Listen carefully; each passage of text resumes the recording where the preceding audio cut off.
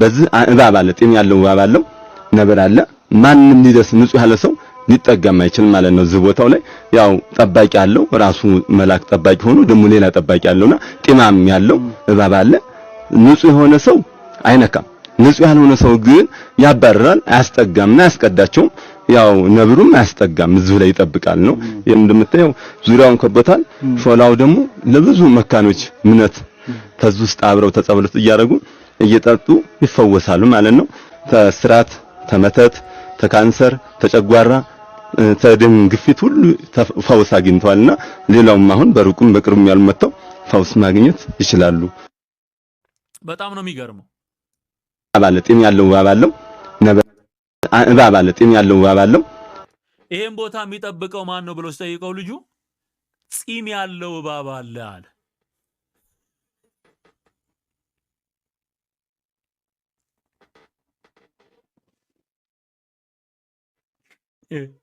አላንዴ ነው ይወናላል ዘንድሮ በሳቅ በዚህ እባብ አለ ጤም ያለው እባብ አለው ነብር አለ ማንንም ሊደርስ ንጹህ ያለ ሰው ሊጠጋም አይችልም ማለት ነው እዚህ ቦታው ላይ ያው ጢማም እባብ አይተታቃል ናሽናል ጂኦግራፊ ላይ እንኳን እኔ ጢማም እባብ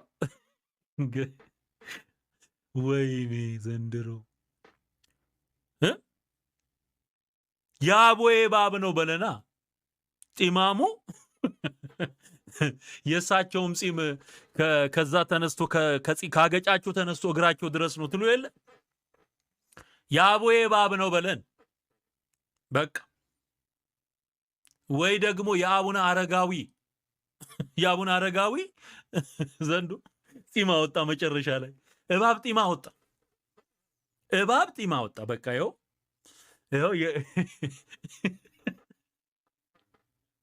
ጠበል ይጠብቃል እንዲህ ያለ አረገደሉ እኮ ዘንድሮ ባካቸው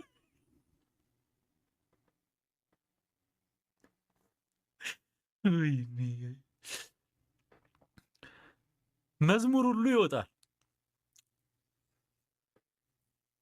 ጢም ባለው እባብ የሚጠበቅ የገብርኤል ጠበል እየተባለ የሚዘመር መዝሙር በቃ ትሰማለህ እናቶች አስበዋል እባብ ጺም አውጥቶ ማለት ነው አይ ኦኬ እንግዲህ እነሱ የሚያውቋቸው ጢማም እባቦች ይኖራሉ ባይ ዘ ዌይ ደብተራና ጠንቋይ የማያውቀው አይነት እንትን የለም እነሱ በኮድ ይተዋወቃሉ በኮድ ጺማም እባብ በድግም ታምጥቶ ሊሆን ይችላል ይነግረውና ለዋናው አለቃ ደም እያፈሰሰ በል ጺማም እባብ አምጣልኝ ካለው ያመጣለታል አስመስሎ ወያ አቡዬ እባብ አይመስል የተፈለጠ እንጨት እንዳይመስል ሰው ነው የሪታይ ይሄንን ሄደው እነዚህ ህያዋን እነዚህን ይለምናሉ እነዚህ ህያዋን የሆኑ ሰዎች በእግዚአብሔር መልክና አምሳል የተፈጠሩ ክርስቶስ የሞተላቸው በክርስቶስ ታምነው የዘላለምን ህይወት ለማግኘት የወንጌል ስብከት ሲሰበክላቸው እምቢ ብለው ጭቋንታ ተከራይተው አገር አቆራርጠው ሄደው እነዚህን ስመው ይመጣሉ እናስ የነዚህ አካል ያረፈበት መሬቱን ይሄ እዚህ ጋር ያለው ማለት ነው ከዚህ ጋር አፈሩን ቧጠጥ አድርገው በፌስታል አስረው ይመጣሉ በጥብጠው ይጠጣሉ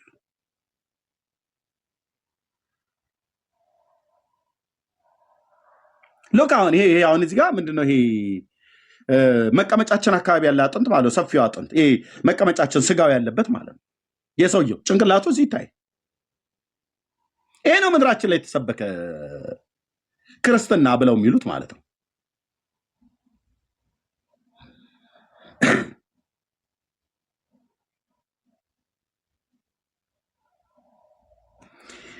እነዚህ የሚሄዱት ህያዋን የሆኑት እነሱ ሊጎበኙ ነው ይሄው ከንቱ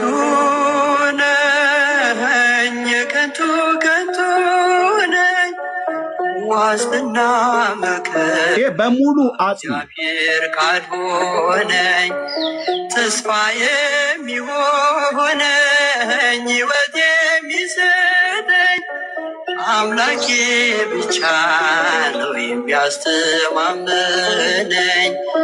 እግዚአብሔር ብቻ ነው የሚያስተማመነኝ። ለዚህ ህዝብ ነው ወንጌል አትስበኩ፣ ለዚህ ህዝብ ነው ወንጌል አትስበኩ ተዋቸው ብለው የሚሉን ማለት ነው። ብርክዬ እርሜ የቀድም ልጁ ሲናገር አስተውለህ ከሆነ ዘንዶ እርጎ ያጠጣሉ ይቀልባሉ ሲል ነበር ልጁ ራሱ ማለት ነው። ያስቀዳ ነገራችን ከዘንዶ ጋር ተያይዞ የሚሰግድና የሚያስቀድስ ዘንዶ እንዳለ ታውቃለህ አይደል? እርሜ ወሎ ውስጥ አይደል? ቤተ መቅደስ ውስጥ የሚኖር ቤተ መቅደስ ውስጥ ተኝቶ ያለ ወሎ ውስጥ ነው አይደል? ላክልኝ የአባ ጊዮርጊስ ዘጋስጫ እንትን ቴሌግራም ላይ ልኬልሃለሁ። ቤተ መቅደስ ውስጥ የሚኖር እየወጣ የሚያስቀድስ የሚሰግድ ዘንዶ አለ። አባ ጊዮርጊስ ዘጋስጫ ገዳም ማለት ነው። ያው ታንክ ዩ ወሎ ውስጥ ማለት ነው። አባታችን አባ ጊዮርጊስ ዘጋስጫ ወሎ ውስጥ የሚገኘው በአውሬና በዘንዶ የሚጠበቀው ገዳሙ ላይ ሁሌም የአብይ ጾም ሕማማት ላይ በየዓመቱ የስቅለት ቀን ቁመቱ 60 ክንድ የሆነ ታላቅ ዘንዶ ከቤተ መቅደሱ ይወጣና ግብረ ሕማማት ከሚነበብበት ከአትሮንሱ ስር ተጠምጥሞ ራሱን ቀና አድርጎ ከህዝቡ ጋር ሲሰግድ ውሎ ካህኑ ሲያሰናብት ማታ ተመልሶ ወደ ቤተ መቅደሱ ይገባል። እኒህ ከማህሌተ ጽጌ ደራሲ ከአባታችን ከአባ ጽጌ ድንግል ጋራ በመንፈስ እየተጠራሩ መገናኘት ሲፈልጉ ከእሳቸው ገዳምና ከአባ ጽጌ ድንግል ገዳም መካከል ላይ ያለው የወለቃ ወንዝ እየሞላ ቢያስቸግራቸው ከፍቅራቸው ጽናትና ብዛት የተነሳ እንባቸውን አፍስሰው አልቅሰው አፈር አንስተው ቢረጩ የረጩት አፈር ድልድይ የሆነላቸው ከህፃንነታቸው ጀምሮ ከእናታችን ጋር የተለየ ቁርኝት ያላቸው አባታችን አባ ጊዮርጊስ ዘጋስጫ በሚከፋቸውም ሰዓት በሚደሰቱም ሰዓት ስነ ስዕሏ ላይ እየሄዱ እየተደፉ ይማጸኗት፣ ያለቅሱ፣ ደስ ይላቸው ነበር። ታዲያ አንድ ቀንም ስነ ስዕሏ ላይ ሆኖ በሚያናግሯት ሰዓት በግዘፍ አካል ወጥታ ጡቷን አጥብታቸው ሂዳለች። ይህንን ማናቸው ቆሞስም ሄደው አይተውታል። ወሎ ውስጥ ነው ያለው። ያው ሰውየውም የወሎ ሰው ስለሆነ ማለት ነው። አባ ጊዮርጊስ ዘጋስጫ የተባለው ኢትዮጵያዊ ቄርሎስ ተብሎ የተባለው እና ዘንዶ ያለው መንበሩ ስር ነው። ታቦቱ ባለበት መንበር ስር ነው። በህይወት ያለ ዘንዶ ነው። ልብ በሉ። አቡነ እንድርያስ ዋሻ ውስጥም ሰሜን ሸዋ እርጎና ወተት ነው የሚቀልቡት። ቅድም ልጆቹ እንደሄደው ነው ራሳቸው ያረጋገጡት። የኦርቶዶክስ አማኞች ናቸው። ልብ በሉ። እኔ ይሄንን ቢያስፈልግ በማይታወቅ ሰው አድርጌ ምንድነው ላስቀርጸው እችላለሁ። ይሄንን አውሬ ማለት ነው። አየህ፣ በዋሻ ውስጥ እርጎና ወተት እየቀለቡት ያሳድጉታል ዘንዶውን። በቤተክርስቲያን መንበር ስር፣ መንበር ተብሎ የሚባል በሚቀደስበት ስር ይሄው እንደሰማችሁት እንደዚህ ያደርጉታል። አባታችን አባ ጊዮርጊስ ዘጋስጫ ወሎ ውስጥ የሚገኘው በአውሬና በዘንዶ የሚጠበቀው ገዳሙ ላይ ሁሌም የአብይ ጾም ሕማማት ላይ በየዓመቱ የስቅለት ቀን ቁመቱ 60 ክንድ የሆነ ታላቅ ዘንዶ ከቤተ መቅደሱ ይወጣና ግብረ ሕማማት ከሚነበብበት ከአትሮንሱ ስር ተጠምጥሞ ራሱን ቀና አድርጎ ከህዝቡ ጋር ሲሰግድ ውሎ ካህኑ ሲያሰናብት ማታ ተመልሶ ወደ ቤተ መቅደሱ ይገባል። እኒህ ከማህሌተ ጽጌ ልብ በሉ እንግዲህ ሲያስቀድስ ይውልና ዘንዶ ያስቀድሳል። ከዛ ወደ ቤተ መቅደሱ ይገባል። ዘንዶ በዘንዶ ሆኗል ማለት ነው። ኦኬ ብርኬ፣ እንግዳውንም አውራው። ያው ቀጥሉ። ኦርቶዶክሳዊ ዘንዶ ማለት ነው። አዎ ባለማተሙ ዘንዶ እንግዲህ ቤተ መቅደስ በሚሉት ውስጥ እንግዲህ ታቦት ይገኛል በሚሉት ውስጥ ነው እንግዲህ የሚኖረው ማለት ነውና ለማን እንደሚሰግዱ እንግዲህ ጥያቄ ማንሳት እንችላለን። እሺ ወንድማችን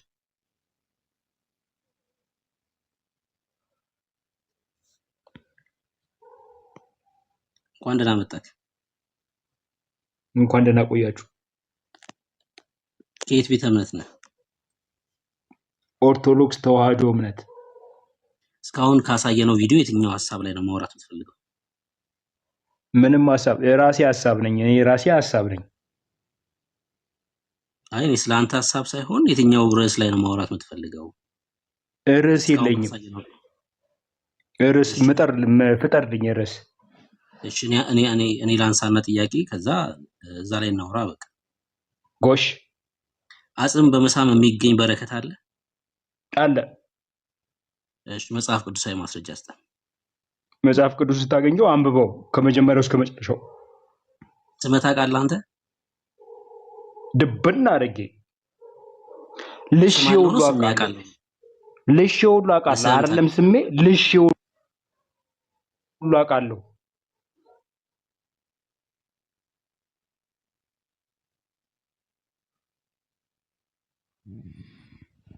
አጽሙን አዎ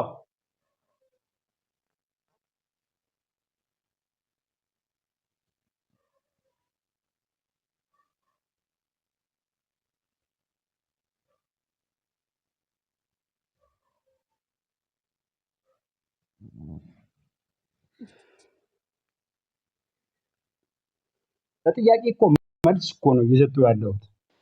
ጌታ ኢየሱስ ክርስቶስ ለአንተ ነው እምነት የሞተው። ማለት ከዛ ይጀምራል። ዩሲ ኢየሱስ የሞተልህ ለአንተ ነው።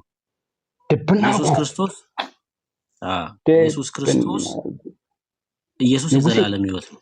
ንጉሴ አባቴ ሟቼ ኢየሱስ አዳኜ የዘላለም ሕይወት ነው። ባትልስ ኢየሱስን ተቀብለሃል አንተ? ድብና አድርጌ ቀድሜ መቼ እኮ ነው የተቀበልኩት። ቀድሜ መቼ ነው የተቀበልከው? ቆየን ካየን እንዳንቺ ይላል። ዘፈኑን ነው ወይስ ኢየሱስን ነው? አባቴ የምታወራውን እንምረጣ። የምናወራው አሁን እኮ አንተ ገስት መላክ ያለብህ ማለት ነው ቀን ላይ ነው። ከፈሳሹ በፊት ነው ገስት መላክ ያለብህ። ቆየን ከፈሳሹ በፊት ነበር መላክ የነበረብህ። አሁን ከፈሳሹ በኋላ ከባድ ነው የሚሆነው። የክርስቶስ ማዳን በአንተ በቪዲዮ ላይ መውጣት ትችላለህ። ከፍ ይበል። በቪዲዮ መውጣት ትችላለህ። በቪዲዮ ሮያል መውጣት ነው ትችላለህ። ልጅ የክርስቶስ ሮያል ነው መዳን በአንተ ላይ ከፍ ይበል። ሌላ ምንም አይደለም። ማዳኑን ብቻ ሮያል አይደለም። ድምፁ ወደሱ ተመሳሰለብኝ። ማዳኑን ገና መቀበል እኮ በጣም እንደዚህ ኧረ ግድ የለም ይመስላል። ሮያልን ይመስላል። በሌላ አካውንት መጥተው ነው። አካውንቱን ስታገኘው ደህና ነህ እንዴት ነህ? እሱን ስትገረፍ አይባልም። እዚህ ቦታ ላይ አሁን ተመሳሳይ ነው ወይስ አይደለም? አሜን ብቻ ነው። አይደለም ሮያል አይደለም አይደል? ድምፁ ግን ተመሳሰለብኝ። ምሕረት ይደረግልኝ። ሮያል አለ ከታች ምሕረት ይደረግልኝ። ኦኬ ሮያል እየመጣ ቆየ። ምሕረቱን ከላይ ነው። ቦቤ ሮያል ቦታ ነበር። በቃ ላይ ሰፈር ታይሰፈር በቃ ጥርጣሬን አስቻለ። ተመሳሰለብኝ ግን ድምፅ መመሳሰሉን ተውና ቦታ ምረጥ። ላይ ሰፈር ታች ሰፈር ቦሌ ቦታ ምረጥና ሰፈሩ ረጋ አንዴ እንጨማመራለን እንሰጣለን። አንዴ ሮያልዬ ምን አልከኝ? እንኳን ደህና መጣ። ሰላም ነው ኤርሚያስ፣ እንዴት ነህ? ደህና ነኝ እግዚአብሔር ይመስገን። በጣም ይቅርታ ተመሳሰለብኝ ድምፅ። ይቅርታ እያልኩ ነው። ማለት ኖርማሊ ይሄ እንኳን አስተሳሰቡም ጥሩ አይመስለኝም። ኦርቶዶክስን የሚወክልም አይደለም ለነስም። አይ እኔ ነገሩ ሁሉም ቢመጡ ኦርቶዶክስን የሚወክሉ የለም እንደው አንዳንድ መምህራን ካልሆኑ በስተቀር ግን ኦርቶዶክሳዊ አማኝ ነው ይናገር። ግን አነጋገሩ ምናምን እኔ ዝም ብዬ እያዳመጥኩ ነበር ከታችኝ። ግን አይደል እውቀት ከሌለ አንድ ነገር ላይ ዝም ማለት እንደዚህ በላ አባቴ እኔ ጋር እንደዚህ ምናምን ጥሩ አይደለም። ምክንያቱም መገመትን ያመጣል እና እንደዚህ ከሚል ዝም ቢል ደስ ይለኛል። ደጋግሞ ነው የላከው። ንገረው ከሰማህ ደጋግሞ ራሱ ነው ገስት የላከው። ለዛ ነው ያስገባው። ቅድም አልሰማ ብሎ ሲለን አስወረድኩት። ከዛ እንደገና ደግሞ ገስት ላይ ሳየው ላካ አስገባሁትኝ። እኔም ያንተን ሀሳብ ነው የምጋራው። ሰዎች እውቀት ከሌላቸው ለምን ገብተው ቤተክርስቲያኒቱ በመጽሐፏ የተሰደበችበት ሳያንስ እነሱ እንደገና ደግሞ አሁን የኦርቶዶክስን አርማ አድርጓል። ኦርቶዶክሳዊ ነው እምነቱ ኦርቶዶክሳዊ ነው፣ ምንም ጥርጥር የለውም። ይወክላል አይወክልም ብሎ የሚለውን እኛ እሱን ለጊዜው እኛ ራሳችን የምንመዝንበት አለ። ግን በቃ ወንድማችን አሁን ሲጃጃል አንተም ራሱ እንደ ሮያል ነው ወይ ብለህ ስትል እንደዚህ ይጃጃላለሁ እንደ ነው ኤርሚያስ። አይ ድምፅ ተመሳሰለብኝ ድንገት ብሎ በሚል እንጂ አይ እንደው እየቀለድክ ከሆነ ብዬ በሚል ነው። ኧረ እንዴት ትቀልዳለህ? እሺ ምን እንደምትለው ከታች ያለው ሰው አውራ ውስጥ ሮያል ኦርቶዶክሳዊያን ማለት ብላችሁ ታምናላችሁ? አሉ ሮያል ያውራ ስሙም እኮ አይነበብም እኮ ምንድን ነው? አረ ነው ኦኮኮ ሄሎ ብራዘር ለምን አተኛም ግን?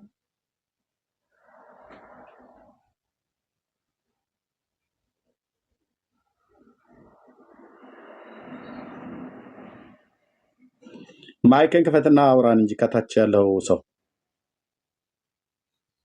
የኦርቶዶክስን አርማ ያደረከው ካልሆነ ልናስወርድህ ነው። ታስወርደው ጥሩ ነው፣ ግን ምንም ትርጉም ያለው ሆነ ሰው አይደለም ይመስለኝ። ያ ኦኬ፣ እታች ውረድ። እንግዲህ አርማውን አድርጎ መጥቷል። የኦርቶዶክስ እምነት ተከታይ ነው። ይወክላል አይወክልም ብሎ የሚለው እኛ እንኳን እሱ አይደለም ሌሎች ደግሞ ስናደድበት ነበርና ሁኔታውን አናዶኝ ከዛ ደግሞ አንተ ስሜን ስታነሳ እስቲ አይ ገዝት ልላክ ምናምን ብዬ ራሴን ነፃ ላውጣ ይልካል። ቴንክ ዩ አሁን ደግሞ ላከ ገዝት ማለት ነው ሰውየው። በቃ ግዕዝ እኮ ነው የጻፈው፣ ግን ግዕዝ ነው የጻፈው። ግዕዝ ሁላ የሚችል ሰው እኮ ነው። ፕሮፋይሉ ላይ በግዕዝ ሁላ ነው የጻፈው። አንዳንድ ጊዜ እንደዚህ አይነት ነገር እንደዚህ የምግብ እጥረት ኑሮብህ ስትጠጣም እንደዚህ አይነት ችግሮች ይከሰታሉ እና እንደዚህ አይነት ሰዎች ራሳቸውም ለምኑም አይሆኑ ዝም ብሎ በስሜት ብቻ ነው የሚነዱት እና እኔ እንደዚህ አይነት ሰው ሲናገር ያስጠላኛል። እኔ በእምነት ከሌላ አጉል እንደዚህ ድብና አድርጎ እንዳያርጉ ምናምን እንደዚህ አይነት ነገር አይሰራም። ሀሳብ ካለ በሀሳብ ተሞግታለህ፣ ካልሆነ ደግሞ አሁን እኔ ስለነዚህ አሁን ስለቀረቡት ነገሮች አይዲያው የለኝም። ገብቷል። ስለዚህ አይዲያው ስለሌለኝ አዳምጥና እንደዚህ ሪከርድ አድርጌ እነዚህ እውቀት ያላቸውን ሰዎች ይሄ ምንድን ነው ብዬ መጠየቅ ገብቼ ዝም ብዬ ከመንቦጫረቅ መጠየቁ አይሻልም? እንደዚህ አሁን ሳላ ገብቼ ከምነጋገር ማለት ነው። እንደዛ ነው ማስበው። ትክክል ነው። ኦኬ እሺ፣ ድጋሚ ገብተሃል። አሁን የማትከፍት ከሆነ ማይክን ብሎክ አደርግሃለሁ።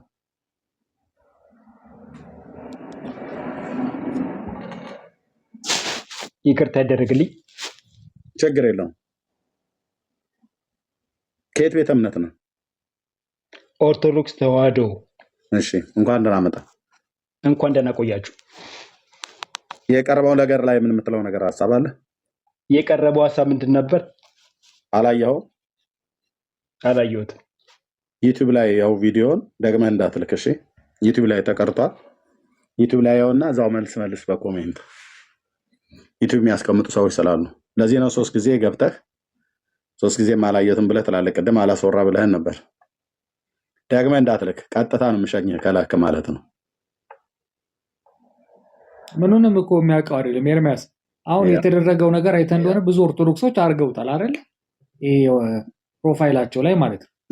እና እኔ አላውቅም ምን እንደሆነ እንትኑ አላየሁ። የኦርቶዶክስ አሁን ይሄ ሰውዬ እንግዲህ ዝም ብሎ በቃ በደመ ነፍስ ሲደረግ ኦርቶዶክስ ሲያረጋይቶ አድርጎታል። ገባ?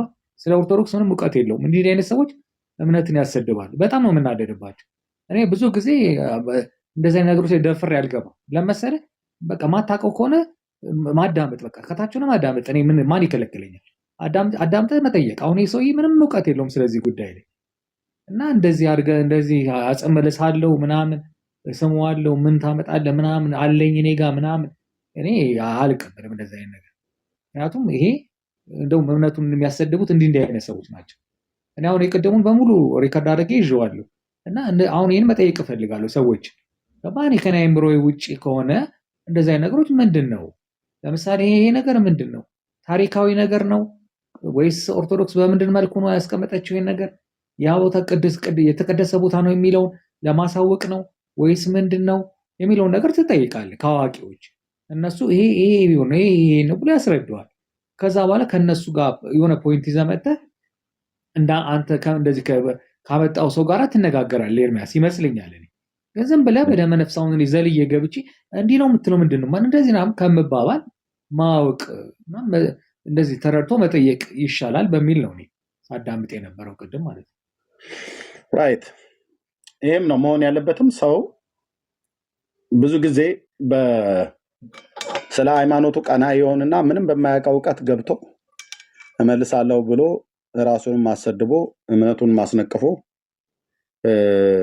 ይወጣል ማለት ነው። በየትኛውም ቤተ እምነት ውስጥ ያሉ ማለት ነው። በየትኛውም ቤተ እምነት ውስጥ ይኖሩ ሰዎች እንደዚህ ነው የሚያስደርጉት። ከዚህ ይልቅ እንዳልከው በእውቀት ላይ የተመሰረተ ነገርን ለመመለስ የሚያውቁቱ ቢገቡ ጥሩ ነበር። አሁን ኦርቶዶክሳዊት ቤተክርስቲያን ሐዋርያዊ ቅብብሎሽ አለኝ ብላ ትላለች ሲሉም ይሰማሉ። የመጀመሪያው ጳጳስ የጳጳሳት ሹመት የክህነት ሹመት ከየት ነው የመጣው? ማን ነው ያመጣው? መቼ ጀመረ ብሎ የሚለውን በቤተክርስቲያኒቱ ታሪክ ውስጥ ሁለት አይነት አለ። የመጀመሪያው በብፁዕ አቡነ ባስልዮስ የዛሬ 60 ዓመት በንጉሱ ዘመን ማለት ነው የተሾሙ ጳጳስ አሉ። የመጀመሪያው ጳጳስ። ከእሳቸው በፊት ደግሞ ከአራተኛው እስከ 6ኛው መቶ ክፍለ ዘመን ተነሱ ተብሎ የሚባሉ አባ ፍሬምናጦስ የሚባል አቡነ ሰላማ ከሳቴ ብርሃን ከግብፅ ሀገር ጵጵስናን ከአትናቴዎስ ተሾሞ ታቦት ይዞ መጣ የተባለው የመጀመሪያው ጳጳስ የሚባል አለ። ሁለቱም ታሪክ አሳፋሪ ነው። በተለይ የፍሬምናጦስ የሚባለው ታሪክ የዛሬ በአራተኛው መቶ ክፍለ ዘመን ነበር ተብሎ የሚባለው በአብርሃ አጽብሃ ዘመነ መንግስት ማለት ነው። ሁለቱ የትግራይ ተወላጆች አብርሃ አጽብሃ የሚባሉ ወንድማማቾች ንጉስ ሆነው በነበሩበት ዘመን የነበረው ጳጳስ ከግብፅ ሀገር መጣ የተባለው ጳጳስ ጵጵስናውን ሲሾም በባለፈው እንዳሳየ ነው ከጌታ ከኢየሱስ ክርስቶስ ከጌታ እናት ከማርያም ከቅዱሳን መላእክት ሁሉ ጨምረው ነቢያቱ ሐዋርያቱ ሁላቸውም በየተራ ከንፈሩን ስመውት ነው ከግብፅ ሀገር ጵጵስናውን ተቀብሎ መጣ ብሎ የሚለው። ይሄው ገድሉ መጽሐፉ ማለት ነው። ከፍቼን ያሳየው። ኦኬ ከመንበረ ማርቆስ ነው ጵጵስናውን ያመጣኑ ወይ ደግሞ የሐዋርያው ቅብብሎሽ ብሎ የሚል በታሪኩ ላይ ሊያወራ የሚችል ቅዱስ የእግዚአብሔር ልጅ ምስክሬ ነው። አንድ ሰው አይኖርም። ካለ ይግባ፣ ካለ ገብቶ እስኪ ያወሩ። የኦርቶዶክስ ሐዋርያዊ ቅብብሎሽ በእውነት ከግብፅ ሀገር መጣ የተባለው ከመንበረ ማርቆስ መጣ የተባለው እሱ እውነተኛ የሆነ ታሪካዊ አመጣጥ ነው። አሁን ብፁዕ አቡነ ማትያስ እጅ ላይ ያለው የፓትርያርክነት የሊቀ ጳጳስነት ስልጣን እውነት ከነ ጴጥሮስ የተገኘ ነው? ይሄንን ቼን ወይ ደግሞ ይሄንን ሰንሰለት ይሄን ቅድመ ተከተል ይዘን ስንሄድ የት ጋር ነው የምናርፈው? የዛሬ 60 ዓመት ምንድን ነው? በንጉሱ ዘመን ብፁዕ አቡነ ባስልዮስ ናቸው ለመጀመሪያ ጊዜ ጳጳስ የሆኑት በኢትዮጵያ ኦርቶዶክስ። በ1600 ዓመት ታሪኳ ውስጥ በሙሉ ከግብፅ ነበር እስላም ጳጳስ ሆኖ የመራት ቤተክርስቲያን እኮ ነው ኦርቶዶክስ። እስላም ማናቸው የጻፉት? ብፁዕ አቡነ ጎርጎርዮስ ሁሉ ጽፈውታል። የኢትዮጵያ ታሪክ መጽሐፉ እጄ ላይ አለ። አትቆሙም ኦርቶዶክሳውያን። ተረታችሁን ማለት ሶሪ ታሪካችሁን ላነበበ ሰው የተዝረከረከ የሚያሳፍር ውሸት የተቀላቀለበት አንድ መዓት ታሪክ ነው ያላችሁ። ልትናደር ትችላለህ፣ ጉዳይ ነው። ሰድባይ ልትወጣ ትችላለህ፣ ጉዳይ ነው። አይመለከተኝም። እንዳነበበ ሰው ግን የምነግርህ ማለት ነው። ብፁዕ አቡነ ባስልዮስ አቤት ቆይ እሰጣለሁ። ብፁዕ አቡነ ባስልዮስ እሺ፣ ብፁዕ አቡነ ባስልዮስ በጃንሆይ ዘመን ማለት ነው የመጀመሪያው ጳጳስ። ከሳቸው ቀጥሎ ብፁዕ አቡነ ብፁዕ አቡነ ተክለ ሃይማኖት ተክለ ሃይማኖት ናቸው። ከሳቸው ቀጥሎ ብፁዕ አቡነ ቴዎፍሎስ በደርግ የተገደሉት። ከሳቸው ቀጥሎ ብፁዕ አቡነ መርቆሪዎስ የአሜሪካ ሀገር በስደት የነበሩት ጠቅላይ ሚኒስትር ዶክተር አብይ ይዟቸው የገባው በባለፈው ያረፉት ማለት ነው። ከእሳቸው ቀጥሎ ብፁዕ አቡነ ጳውሎስ ከጠቅላይ ሚኒስትር መለስ ዜናዊ ጋር የሞቱት ማለት ነው። ከእሳቸው ቀጥሎ የኔ ጳጳስ እኔን ስልጣን የሰጡኝ በፕትርክና ባይሾሙም ብፁዕ አቡነ ናትናኤል በመካከል ላይ መርተውታል። እሳቸው እንኳን ጳጳስ ናቸው እንጂ ፓትርያርክ አይደሉም። ከብፁዕ አቡነ ጳውሎስ ቀጥሎ ብፁዕ አቡነ ማትያስ አሁን ያሉት ማለት ነው። በሙሉ የመጡት በፖለቲካ ነው። በሙሉ ብፁዕ አቡነ ማትያስ እና ብፁዕ አቡነ ጳውሎስን ያመጣው ወያኔ ነው። ለምን አልነግርህም? ብፁዕ አቡነ መርቆሬዎስን የሾማቸው ደርግ ነው። ኢህአዴግ ምንድን ነው ኢሰፓ ማለት ነው። እነ ቴዎፍሎስን የተገደሉት በሳቸው ምክንያት ነው። በጳጳሳት ፊርማ ማለት ነው። ጳጳሳቱ ፈርመው ደርግን የረሸናቸው በፖለቲካ ብራዘር፣ የተግማማ ፖለቲካ። እኔ ሳቄ የሚመጣው ብፁዕ አቡነ ማትያስ እጅ ላይ ያለው ፕትርክና ከጴጥሮስ ነው የመጣው ብላችሁ ስትሉ ነው በጣም ሳቄ የሚመጣው። በየትኛው ታሪካችሁ? በየትኛው ማስረጃ? አማራው ስልጣን በሚይዝ ሰዓት ላይ አማራውን አልነበር እንዴ ሲያስቀምጥ የነበረው? ትግሬው ሲገዛ ትግሬውን አልነበር እንዴ እየመረጠ ሲያስቀምጥ የነበረው ጵጵስና? ብፁዕ አቡነ ጳውሎስ ምንድን ናቸው? ትግራዋይ። ብፁዕ አቡነ ማትያስ አሁን ያላችሁ ማለት ነው ትግራዋይ። ብፁዕ አቡነ ጳውሎስ ሲሞቱ አይደል ብፁዕ አቡነ ማትያስ የመጡት?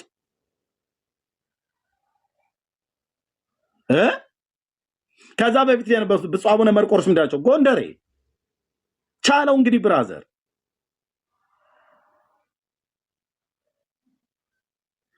ቺት ቤተክርስቲያን በእውነት ከሐዋርያዊቱ ተቀባብላ የመጣችልህ 60 ዓመትህ ነው። 60 ዓመት ጳጳስ መስሎን ከጀመራችሁ 60 ዓመታችሁ። 1600 ዓመት ግን ብፁዕ አቡነ መርቆሬዎስ የሸዋው ሊቀ ጳጳስ በጻፉት መጽሐፋቸው ላይ ከግብፅ በስንት ኪሎ ግራም የሚመዘን ወርቅና የምድራችንን ዳይመንድ ለግብፅ ጳጳሳት እየከፈልን እኮ እስላም ጳጳስ ሆኖ እኮ መጥቶ የኢትዮጵያ ኦርቶዶክስ ቤተክርስቲያንን ባርኮ ይሄደዋል። ይሄ የአደባባይ ታሪካችሁ ነው። ልታፍሩ ነው የሚገባው። እናንተ ትናንትና ነው የመጣችሁት፣ የሐዋርያዊ ቅብብሎሽ የላችሁም ብሎ ሲል እኔ በጣም ነው የሚያበሳጨኝ።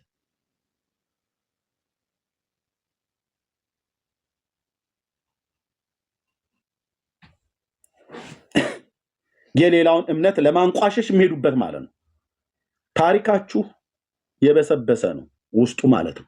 ላየው፣ ለተመለከተ፣ ላነበበ፣ ለተገነዘበ እስቲ ገብቶ አንድ ሰው ያውራ። የኢትዮጵያ ቤተክርስቲያን ታሪክ መጽሐፉ አለኝ። የኢትዮጵያ ታሪክ አለ ከጥንት ከመጀመሪያው እስካሁን ብሎ የሚል እና የኢትዮጵያ ኦርቶዶክስ ቤተክርስቲያን የታሪኳ መጽሐፍ አለ ከምስረታዋ ከ2000 እስከ ሚሊኒየም እስከሚል ማለት ነው። እናም ደግሞ የብፁዕ አቡነ ጎርጎርዮስም አለኝ። እሺ ገብርዬ፣ እሺ እንኳን ደህና መጣ። አንዳንድ ቁጥር ከታች ስለጻፈ ነው። ሰላም ኤርሚ፣ እንኳን ደህና ቆያችሁን። ደህና ነን እግዚአብሔር ይመስገን። ከየት ቤተ እምነት ነው? ከኦርቶዶክስ ነው። እንኳን ደህና መጣ። እንኳን ደህና ቆያችሁን። ሰላም ናችሁ? ደህና ነን። ቅድም ይታይ የነበረውን ቪዲዮ አይተዋል? ሮያል የሚዩት አድርገው ወይስ እኔ ጋር ሚዩት ላድርገው? ቆይ አዶን ይሄ ሮያል ይሁን የማን ኤኮ አለ? ኦኬ ገብሬ አንተ ቪዲዮውን አላየሁትም። አሁን ባነሳው ሀሳብ ላይ ሀሳብ አለኝ ኤርሚ። እሺ ቀጥል። እሺ አይ ሁለት ነገር ነው። አንደኛው መጀመሪያ አፕሪሼት አደርጋለሁ ብሽሽቅ ሳይሆን እንደዚህ በተለይ ቻሌንጅ መደራረጉ ጥሩ ነው ብዬ አስባለሁ። አምናለሁ በሱ እውነትን በመፈለግ ማለት ነው። ግን ሐዋርያዊ ቅብብሎሽ ያልከው አንተ ከሲመት አመጣጥ አሁን አንተ ያልከው ኦኬዥን ተፈጽሟል። ሙስሊም መጥቶ ጳጳስ ሆኖ ያውቃል። ያ ማለት ግን ሐዋርያዊ ቅብብሎሹን ያቋርጠዋል ማለት አይደለም። ምክንያቱም ሙስሊም ከመምጣቱ በፊት ክህነት ስላለ ኦልሬዲ ሙስሊም የመጣበት ጊዜ ሐዋርያዊ ቅብብሎሽን የሚያቋርጠው አይደለም። መጀመሪያውኑ ክህነት ስላለ ማለት ነው። ሐዋርያዊ ቅብብሎሽ የሚባለው ምንድነው? በቤተ ክርስቲያን ክህነቱን ብቻ ሳይሆን ወይም እኛ በምናስበው ሂሳብ ሳይሆን የሐዋርያትን ትምህርት ሙሉ ከክርስቶስ የተቀበሉትን ትምህርት ክርስቶስ ለሐዋርያት የሰጣቸውን ትምህርት እሱን ይዘው ቀጥለዋል የሚለው ነው ሐሳቡ ማለት ነው። ስለዚህ ክህነቱም ሲመጣ ኢቭን አቡነ ተክለ ሃይማኖት ክህነታቸውን እኛ ከእግዚአብሔር እንደሆነ ነው የምናምነው። ምክንያቱም ሁሌም እግዚአብሔር በሰው አይነት አሰራር ብቻ አይሰራም። ጥያቄው ሆኖ መገኘት ነው። በትክክል የሐዋርያት ትምህርት ላይ ጸንተህ ካለ እንደ አቡነ ተክለ ሃይማኖት ከእግዚአብሔርም ሲመት ሊሰጥህ ይችላል። ስለዚህ ሐዋርያዊ ቅብብሎሽ የሚለው ይሄ ፎርሙላቲክ በሆነ መንገድ አይደለም። እንደዚህ አይነት ሁኔታዎች ይፈጠራሉ። ምክንያቱም በምድር ላይ ያለ ሃይማኖት ነው እንጂ ሰማይ ቤት ያለ አይደለም። ሁሉ ነገር ፍጹም ይሆናል ማለት አይደለም። ፖለቲከኞች የራሳቸውን ኢንትረስት አንተም እንዳልከው የሚሾሙበት ጊዜ አለ። ፓትርያርኮች ለነገስታት የሚገዙበት ጊዜ አለ። ያ ማለት ግን ቤተክርስቲያኗን ይወክላል ማለት አይደለም። ቤተክርስቲያኗን ሳይሆን ግለሰቦቹ እንደ ግለሰብ ይዘውት የሚወድቁት ጥፋት ነው። አይወክልም። ማን ኤርሚ በቤተክርስቲያን አስተምሮ ማለት ነው። ፓትርያርክም ማንም ቢሆን ቤተክርስቲያኗን አይወክልም ከክርስቶስ ውጪ። የቤተክርስቲያኗ ተወካይ የሚባል ወይም ይሄ አካል ቤተክርስቲያኗን ሪፕሬዘንት ያደርጋል የሚባል የለም በኦርቶዶክሳዊ አስተምህሮ። ከካቶሊክ አንዱ የሚለያት ኦርቶዶክሳዊ ተዋሕዶ ቤተክርስቲያን ጳጳስ አይወክላትም አለ ቤተክርስቲያኒቱ። ተወካይ ወይም ሪፕሬዘንታቲቭ ሆኖ ሊገለጽ አይችልም። ጳጳስ አገልግሎት አስፈጻሚ ነው። አገልግሎት እንዲፈጸም ልዑክ ነው። ስለዚህ ጳጳስ ካህናትን ይሾማል፣ ካህናትን ወደ ወንጌል ያሰማራል እንጂ ቤተክርስቲያኗን ሪፕሬዘንት ኢቭን አይደለም ጳጳስ ተጠሪነቱ ለማን ራሱ ሪፕሬዘንት አያደርጓትም። እየተደማመጠ የጳጳሱ ተጠሪነት ለማን ነው? እንግዲህ ታምኖ ከተገኘ ለፈጣሪው ነው። ካልተገኘ ግን ከሃዲ ይሆናል፣ እንደ ይሁዳ ማለት ነው። ኤርሚ ታምኖ ካልተገኘ እንደ ይሁዳ ከሃዲ ይሆናል። ማን ነው ከሃዲ የሚያደርገው? እግዚአብሔር። ሲኖዶስም ባያደርገው ማለት ነው እግዚአብሔር ያደርገዋል። ኦኬ። ስለዚህ የትኛውን ጳጳስ በቤተክርስቲያን ውስጥ ጥፋት ቢያጠፋ ወደ ሲኖዶስ ተጠርቶ አይጠየቅም ማለት ነው። ምክንያቱም እግዚአብሔር ነው የሚጠይቀው እንጂ መጠየቅ የለበትም ማለት ነው። አይ ይጠየቃል፣ ግን አልጠየቀውም ማለት ግን በምን አሰራር ይጠየቃል? አሁን ሲኖዶስ የሚያደርገው ምን መሰለ ኤርሚ፣ የአውተንቲኬሽን ጉዳይ ነው። አሁን ሲኖዶስ የሚጠይቀው ከጠየቀ ጠየቀ። ለምሳሌ አንድ ጳጳስ ሙስሊም ሆኖ ኢቭን አሁንም ሊሆን ይችላል እኮ ሙስሊም ሆኖ ጳጳስ ሊሆን ይችላል በዚህ ሰዓት ማለት ነው። ጳጳስ ነኝ ሊል ይችላል ማንም ሳያውቅበት ማለት ነው።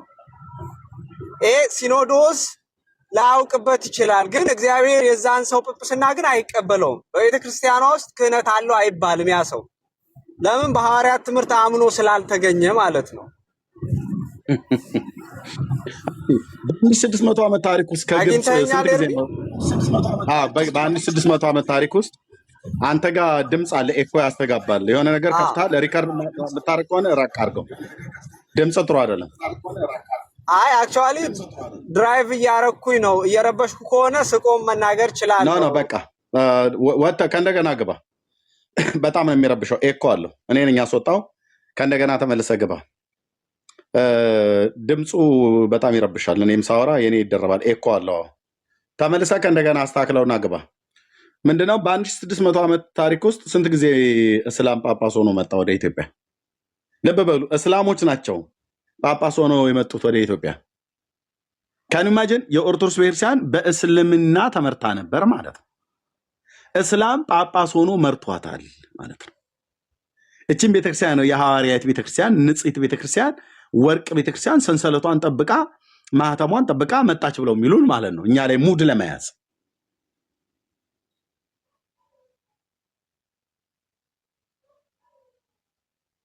ከንማጀን ወንድሞች ናቶች በምን ንጽህናችሁ በምን ታሪካችሁን አሁን ሌላውን ቤተክርስቲያን የምታንቋሽሹት ነው? እኔ እኮ ታሪክ እንዳለው ሰው አንድ ሰው ታሪክ እንኳን ቢኖረው እንደ እውነተኛ ታሪክ እንኳን ኖሮት እንደዚህ አይመጻደቅም። በጣም የሚያበሳጨኝ የአንዳንድ ሰዎች ንግግር ይሄ ነው። እሺ ይሄ ነገር የትም ላይ ነው ያለው በቤተክርስቲያን ታሪክ ይታወቃል። እዚህ ብፁዕ አቡነ ጎርጎርዮስ መጽሐፍ አለ። ብርክ እሱ ላይ ነው አይደል ያለው? እኔ ብዙ መጽሐፍትን ስለማነብ ከግብጾች ምናምን ማለት ነው። ከግብጽ ከግብጽ እሱ ላይ ጎርጎርዮስ ላይ ነው አይደል? ብፁዕ አቡነ ጎርጎርዮስ የሸዋው ሊቀ ጳጳስ።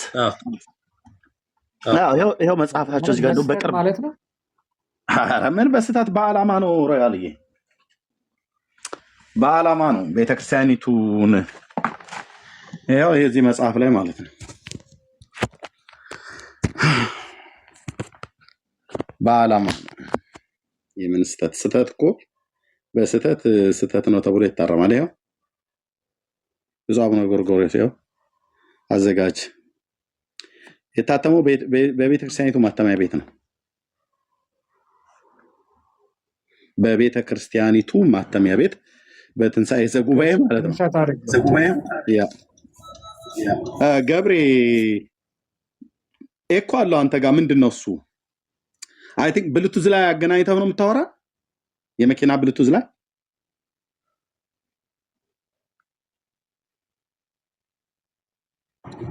አዎ ኤርሚ ከሃይዌይ የወጣው ነው። ቆይ ሀሳቤን እሰጣለሁ፣ ቀጥል። ኦኬ ብሉቱዝ ላይ አታገናኘው፣ መኪና ብሉቱዝ ላይ። ለዛ ነው ኤኮ ያለው። እንደዚህ ጥሩ ነው። ኦኬ ሮያል ይሄ የሸዋ ሊቀ ጳጳስ የሸዋ ሊቀ ጳጳስ ዓመተ ምሕረቱ 2014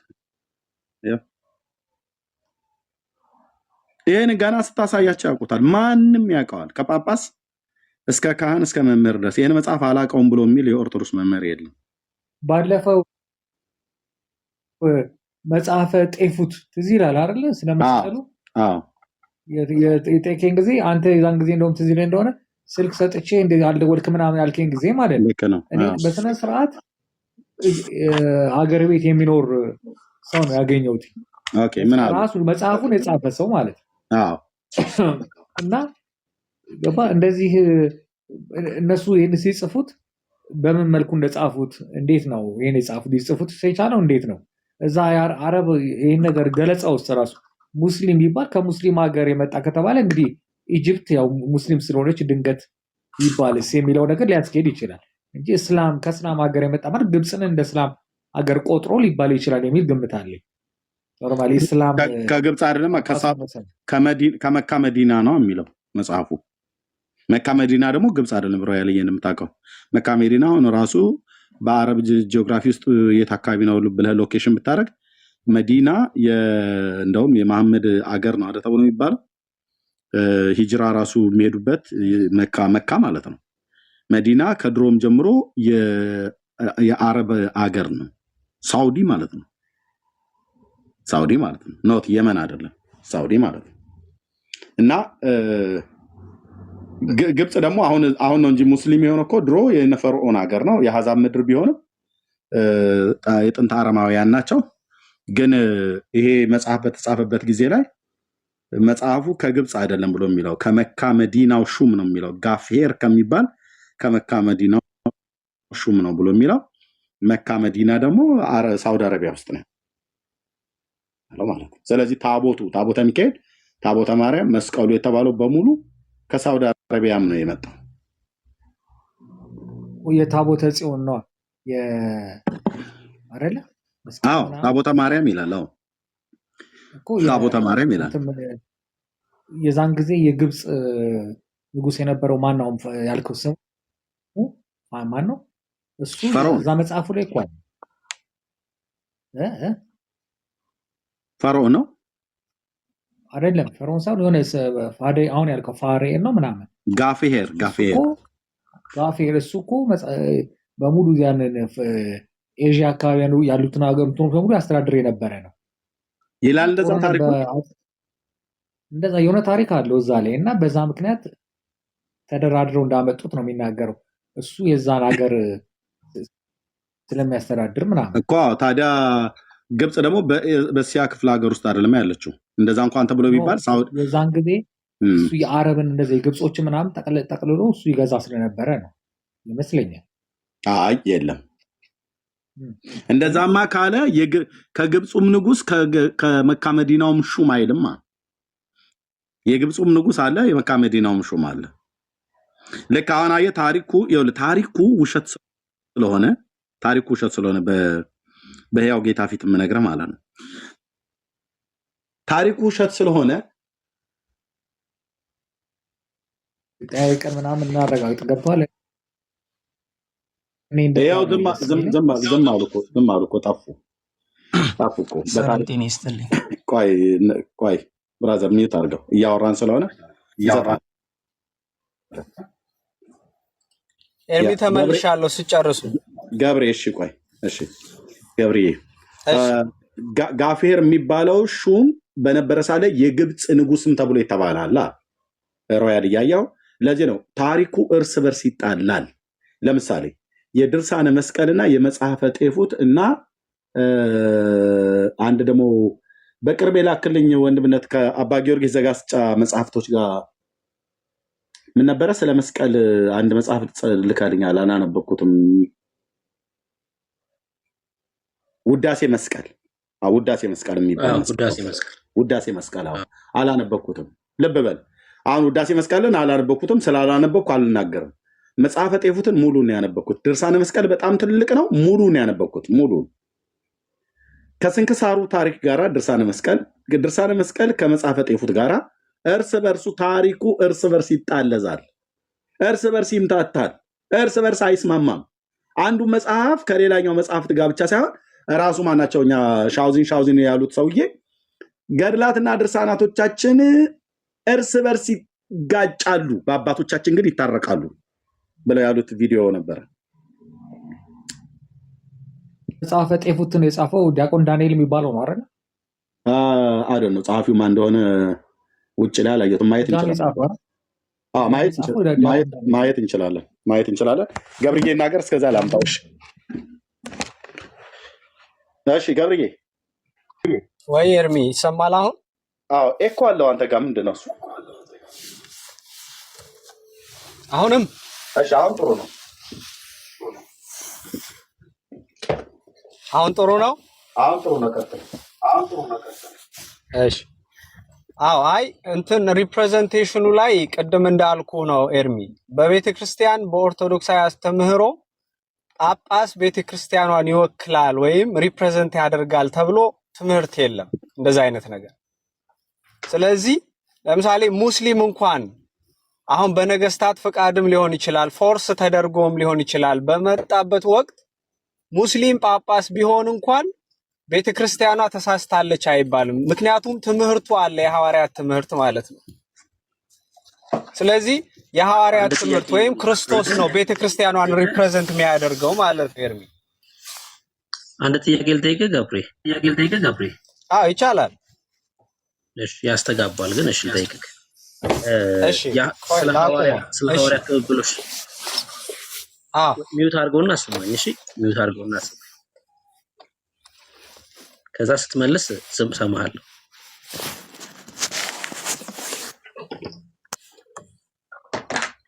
ድምፅ አለ አንተ ጋር። እሺ ሚዩት አድርገው።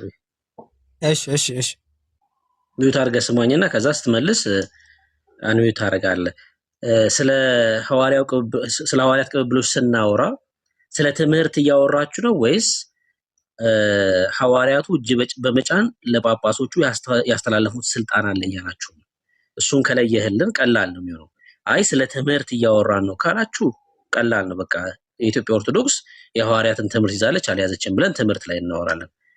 አይ ለጳጳሶቹ እጅ በመጫን የሚተላለፍ ነገር አለ ካላችሁ ግን ከሆነ ጊዜ በኋላ ሙስሊም ነው የሚጭንላችሁ እጃችሁም ማለት ነው። እና እሱ ነው ዋናው ነገር ማለት ነው። ምን እያላችሁ ነው? የሐዋርያት ቅብብሎች አለን ስትሉ ምን እያላችሁ ነው? ስለ ትምህርት ነው እጅ በመጫን ወይስ የሚተላለፍ ነገር አለ እያላችሁ? በጣም ጥሩ። ክህነት፣ ክርስቶሳዊ ክህነት በክርስቶሳዊ ትምህርት ሁለቱም ነው የሚተላለፈው በተዋህዶ። ቅብብሎች ማለት ክህነቱም ትምህርቱም ነው። ትምህርቱን ሳይዝ አንድ ሰው ሳያምን ሙስሊም ሆኖ ክህነት ቢቀበል እንኳን ለምን ከቅዱስ ጴጥሮስ ለምን አይሆንም? ከሐዋርያው ቢቀበል እንኳን አይቀበለውም ክህነቱን። ጸጋ መንፈስ ቅዱስ ወይም የክርስቶስ አማናዊ ካህን ክርስቶስ የሱ ክህነት አያልፍም ማለት ነው በዛ ሰው። ስለዚህ ሁለቱንም ነው እኛ የምናወራው። ሁለቱንም ነው። አሁን ትምህርቱ ላይ እንመጣለን፣ ችግር የለውም። የሐዋርያቱ ትምህርት አላችሁ የላችሁ የሚለው በመጽሐፍ ቅዱስ ሚዳኝ ይሆናል።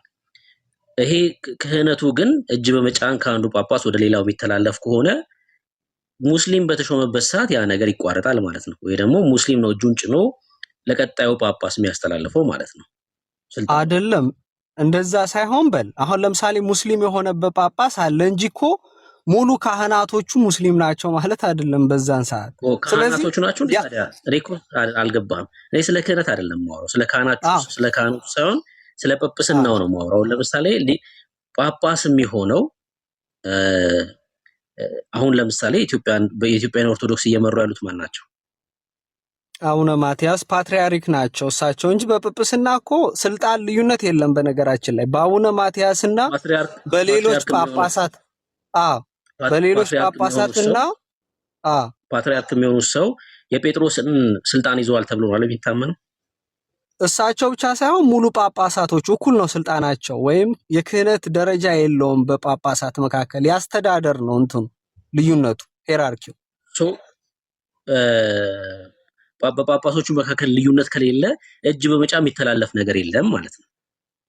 ወይስ ለሁሉም ጳጳስ ነው እኮ በእጅ በመጫ የሚተላለፍ ስልጣን ካለ? ቆይ ስማኛ እንዴ፣ እጅ በመጫ የሚተላለፍ ስልጣን ካለ ያ ፓትርያርኩ ለሁሉም ጳጳስ ነው እጁ የሚጭነው? እንደዛ ሳይሆን ሲጀመር አንድ ፓትርያርክ ብቻውን አይደለም የሚሰጠው፣ 3 ጳጳሳት ናቸው እንዳልኩ በል። ፓትርያርክ የሚለው አሁን ለምሳሌ ኢቭን ይሄ ራሱ ሂስቶሪካል ነው። አንዳንድ የቤተክርስቲያን ታሪክ ላይ በቅዱስ ጴጥሮስ ነው አይደል ሊቀ ሐዋርያት የሚባለው። ለምሳሌ የሐዋርያት የጳጳሳት እንግዲህ መጀመሪያው የሐዋርያት አለቃ ተብሎ የሚጠራው ቅዱስ ጴጥሮስ ነው። አሁን በቅዱስ ጴጥሮስ ክህነትና በቅዱስ ዮሐንስ ሐዋርያቶቹን ነው ማነሳለ። በሁለቱ መካከል የስልጣን ልዩነት የለም ነው። እንደዚህ እናድርገው። የእናንተ ከየትኛው ሐዋርያ ነው የሚቀዳው? የእናንተ የመጣው ከቅዱስ ማርቆስ ነው፣ ግን ልዩነት የለውም ነው። ዞሮ ከክርስቶስ የመጣ ክህነት ነው ያለን እንጂ ይሄ ግለሰብ ላይ ቤዝድ ያደረገ አይደለም። ብሩኬ ሐዋርያ አይደለም ማለት ነው የእናንተ። ለምሳሌ ካቶሊኮቹ መንበረ ጴጥሮስ ነው ይላሉ። እናንተ ደግሞ ያው ከግብጽ ስለሆነ የመጣው መንበረ ማርቆስ ነው የእናንተ። ማርቆስ ደግሞ እንደሚታወቀው ሐዋርያ አይደለም። ከጴጥሮስ ተቀብሎ ነው ማርቆስ እኮ። አይ እኔ ማርቆስን ማን የሾመው? ምን ማለት ነው? እኔ አሁን ከማትሾማ አይደለም። የእናንተ መነሻው ማን ነው? መንበረ ጴጥሮስ ነው የሚባለው የእናንተ ወይስ ማርቆስ ነው? ይኸውልህ እሱ ልዩነት አያመጣም ብሩኬ፣ አዳምጠኝ። ለምሳሌ አሁን ጉዳዩ ምን መሰለህ ብሩኬ፣ ጉዳዩ ምን መሰለህ? የክርስቶስን ትምህርት ይዘህ ተገኝተሃል ወይ ነው የመጀመሪያው። አሁን ሐዋርያ ቅብብሎች ስለ ሁለቱ ነው። አይ ስለዚህ ትምህርቱ ላይ ትምህርቱን እያነሳን ይሄ ትምህርት ሐዋርያ ትምህርት ነው ወይ ብለን እናወራለን። እኔ እሱ አይደለም ጥያቄ፣ ትምህርቱ ላይ ሳይሆን እጅ በመጫ የሚተላለፈው ላይ ነው ጥያቄ። ከየትኛው ሐዋርያ ነው የእናንተ ለምሳሌ መንበረ ማርቆስ ነው። ማርቆስ ደግሞ እንደሚታወቀው ሐዋርያ አይደለም፣ ከ72 አርድእት መካከል ነው። ከየትኛው ሐዋርያ ነው የእናንተ? ሲጀምር ሐዋርያዊም አይደለም ማለት ነው ይሄ እጅ መጫኑ ራሱ ማለት ነው። አይደለም። ማርቆስ ከማን ተቀበለ አልኩህ እኮ ጠየቅኩህ። ከቅዱስ ጴጥሮስ አይደል ማርቆስ የተቀበለው ክህነቱ? ቅዱስ ጴጥሮስም ሲጀምር መንበረ ጴጥሮስ አይደለም የእናንተ። ብሩኬ አዳምጠኝ፣ የሐዋርያት ክህነት የሚባል የለም። ከእግዚአብሔር ቃል ላይ አሳየኝ። ከእግዚአብሔር ቃል ላይ እጅ በመጫን የተቀበለውን አሳየኝ። እሺ ማርቆስ ከጴጥሮስ የተቀበለውን ስልጣን አሳየኝ። እጅ በመጫን ማርቆስ ጴጥሮስን እንደሾመው ነው እጅ በመጫን የተቀበለው ስልጣን እንዳለ አሳየኝ። አንድ እሱ ነው። ሁለተኛ ልክ ነው ወንድምነት፣ አንድ እሱ ነው። ሁለተኛ ማርቆስ በግብፅ ላይ ይኖር እንደነበረ፣ እስክንድሪያ ይኖር እንደነበረ ተቀማጭነቱ ልክ አሁን ለቅዱስ ጴጥሮስ መንፈሳዊ ልጁ ስለሆነ ልጄ ብሎ ይጠራዋል በወንጌል ላይ በመልእክታት ላይ ማለት ነው። በባቢሎን እንደነበረ ነው የሚናገረው። በባቢሎን ያለች ቤተክርስቲያን ልጄ ማርቆስም ሰላምታ ያቀርብላችኋል ብሏል። ኦኬ። ስለዚህ ባቢሎን ደግሞ ማለት የአሁኗ ኢራቅ ማለት ነው። ስለዚህ አሁን ከግብፅ ለመሆኑ አንደኛ ስልጣኑን፣ ሁለተኛም ደግሞ ራሱ ማርቆስ ግብፅ ውስጥ ለመኖሩ እስክንድሪያ ከተማ ላይ ለመኖሩ መረጃ ስጠን። የታሪክም የመጽሐፍ ቅዱስም የሁለቱንም ነው የጠየቅነው ማለት ነው። ቴንኪ ወንድምነት ቀጥሎ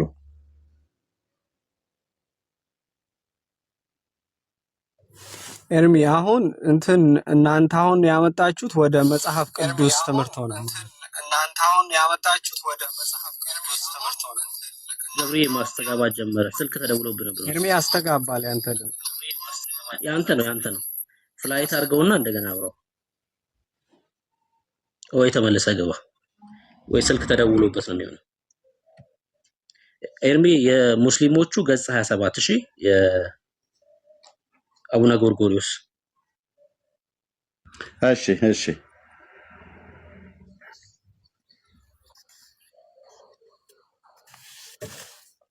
አሁን ይሰማል? ተስተካክሏል? አዎ ጥሩ ነው። ቀጥል። ኦኬ ልብ በለው ወንድማችን፣ የጠየቅንህ በምንድን ነው? በሁለቱም ነው የጠየቅንህ። ቅዱስ ጴጥሮስ በመልእክቱ ላይ አንደኛ ጴጥሮስ መልእክት መጽሐፍ ምዕራፍ 5 ቁጥር 13 ላይ ከእናንተ ጋራ ተመርጣ በባቢሎን ያለች ቤተክርስቲያን ልጄም ማርቆስ ሰላምታ ያቀርብላችኋል ብሏል ቅዱስ ጴጥሮስ ሐዋርያው። ኦኬ በዚህ መሰረት የመጽሐፍ ቅዱስ ተማሪዎች እንደሚናገሩት ልጄ ብሎ ስለሚለው መንፈሳዊ ልጁ ነው ለጴጥሮስ ተብሎ ይታመናል። ማርቆስ ማለት ነው ከ12ቱ ሐዋርያት ውስጥ አይደለም። ቅድሞ ወንድምነት እንዳለ ከ72ቱ አርድእት ውስጥ ነው ያለው እና የነበረው በባቢሎን ባለች ቤተክርስቲያን ውስጥ ነበረ። አይ ቲንክ የአይሁዳዊ ዝርያ እንዳለው አለኝ ማርቆስ እዚህ መጽሐፉ ማለት ነው የራሱ ቤተክርስቲያኒቱ የጻፈችው ማለት ነው። ገዝቼዋለሁኝ እና አንደኛ እስክንድሪያ ከተማ ውስጥ ይኖር ነበሩ። የእናንተ እስክንድሪያ እናቴ ማርቆስ አባቴ ነው ብላ የምትለው ኦርቶዶክስ ተዋህዶ ማለት ነው። ስለዚህ መንበረ ምንድነው የሐዋርያው ቅብብል ስልጣንን ጴጥሮስ ለማርቆስ ማርቆስ የኢትዮጵያ አስተላለፈ ብላችሁ የምትሉበት የታሪክም የመጽሐፍ ቅዱስን ማስረጃ ነው እየጠየቅን ያለ ነው። እንደምታቀርብልን ተስፋ እናደርጋለን። ቴንኪው ቀጥል። ኦኬ የታሪክ ማስረጃ አለ፣ ነፍ ነው ታሪክ። ግን የመጽሐፍ ቅዱስ ማስረጃ ካልከኝ ከመጽሐፍ ቅዱስ ብቻ አይደለም ታሪክን የምናወራው። አሁን እያወራህ ያለው ኤርሚ አንተ እንደውም ሪፈር ያደረከው እኮ የአቡነ ጎርጎሪዮስ ካልን መጽሐፍ ስለሆነ አሁን ታሪክ ስናወራ ሁሉም ነገር መጽሐፍ ቅዱስ ሊሚትድ በሆነ ታይም ነው የተጻፈው። ስለዚህ ቅዱስ ማርቆስ ደግሞ እስክንድሪያ መቶ ፓትርያርክ የሆነበት ዘመን ኦልሞስት መጽሐፍ ቅዱስ ተጽፎ ወዳለቀበት አካባቢ ነው። ስለዚህ አሁን ያን ከመጽሐፍ ቅዱስ ማስረጃ አጠይቀኝም። ጥያቄው ምንድነው? ማርቆስ ለምን አልጠይቀም? እስክንድሪያ ላይ በባቢሎን ላይ እንዳለ ከተናገረ ይሄን ያህል የሐዋርያ ስልጣን ከጴጥሮስ ተቀብሎ ጴጥሮስ ሰጥቶት ይሄ ስልጣን ማለት ነው ወደ እናንተ ጋር የመጣበትን የታሪክ ማስረጃ ሊኖር ይገባል። ለምሳሌ አሁን ዓመተ ምሕረቱን ብትነግሩን ጥሩ ነበረ። እኔ በእንደዚህ ነው ማውራት እንፈልገው፣ ዓመተ ምሕረቱን ማለት ነው። ታሪክ ላይ ማውራት ፈልጋለሁ ብሎ የሚል ሰው ካለ ዓመተ ምሕረቱ ቢነገር። ለምሳሌ ማርቆስ በግብፅ በስንተኛው ዓመተ ምሕረት ላይ ነበረ የነበረው? ምክንያቱም ይሄንን ለምንድን የፈለግኩትኝ በመጀመሪያው መቶ ክፍለ ዘመን ጳውሎስ እንኳን ለሐዋርያነት ከተጠራ በኋላ አገልግሎቱን እንኳን ባገለገለበት ወቅት እነ ጴጥሮስና ዮሐንስ ያዕቆብ አማዶ ነው በኢየሩሳሌም ባለች ቤተክርስቲያን ላይ አማዶ ነው እንደነበሩ በገላትያ መጽሐፍ ምዕራፍ 2 ላይ ይናገራል ማለት ነው። ከፈለግን ዘመኑን አስልተን መናገር እንችላለን፣ ዓመተ ምሕረቱ ማለት ነው ስለሚታወቅ ጌታችን ከሞተ በኋላ የነበረበት ዘመን ስለሚታወቅ ማለት ነው። ኦኬ የመጀመሪያው ጉዞ የሐዋርያዊ ጉዞ፣ የሁለተኛው የሐዋርያዊ ጉዞ፣ ሶስተኛው የሐዋርያዊ ጉዞ የተደረገበትና የትኞቹ የት እንደነበሩ ገብሬ ወደ ውስጥ ተደበቅ እኮ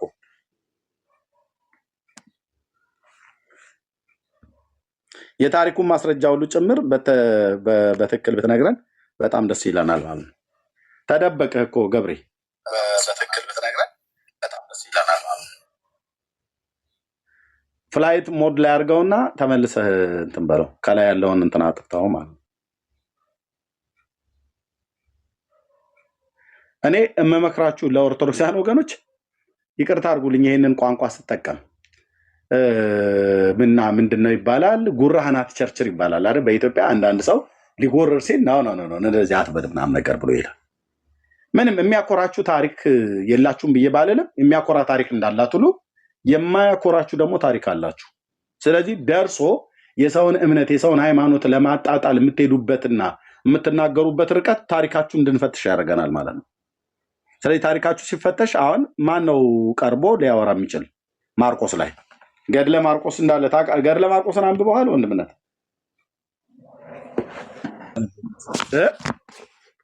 አላነበብኩትም። ገድለ ሐዋርያት ላይ የተወሰነ ታሪክ አንብቤያለሁ። ኧረ ብቻውን ጽፋላለች ብራዘር፣ ብቻውን ጽፋላለች። አይቼዋለሁ መጽሐፉን ግን አላነበብኩትም። ኤርምያስ አበበ እየኮመኮመልህ ነው አልኩ።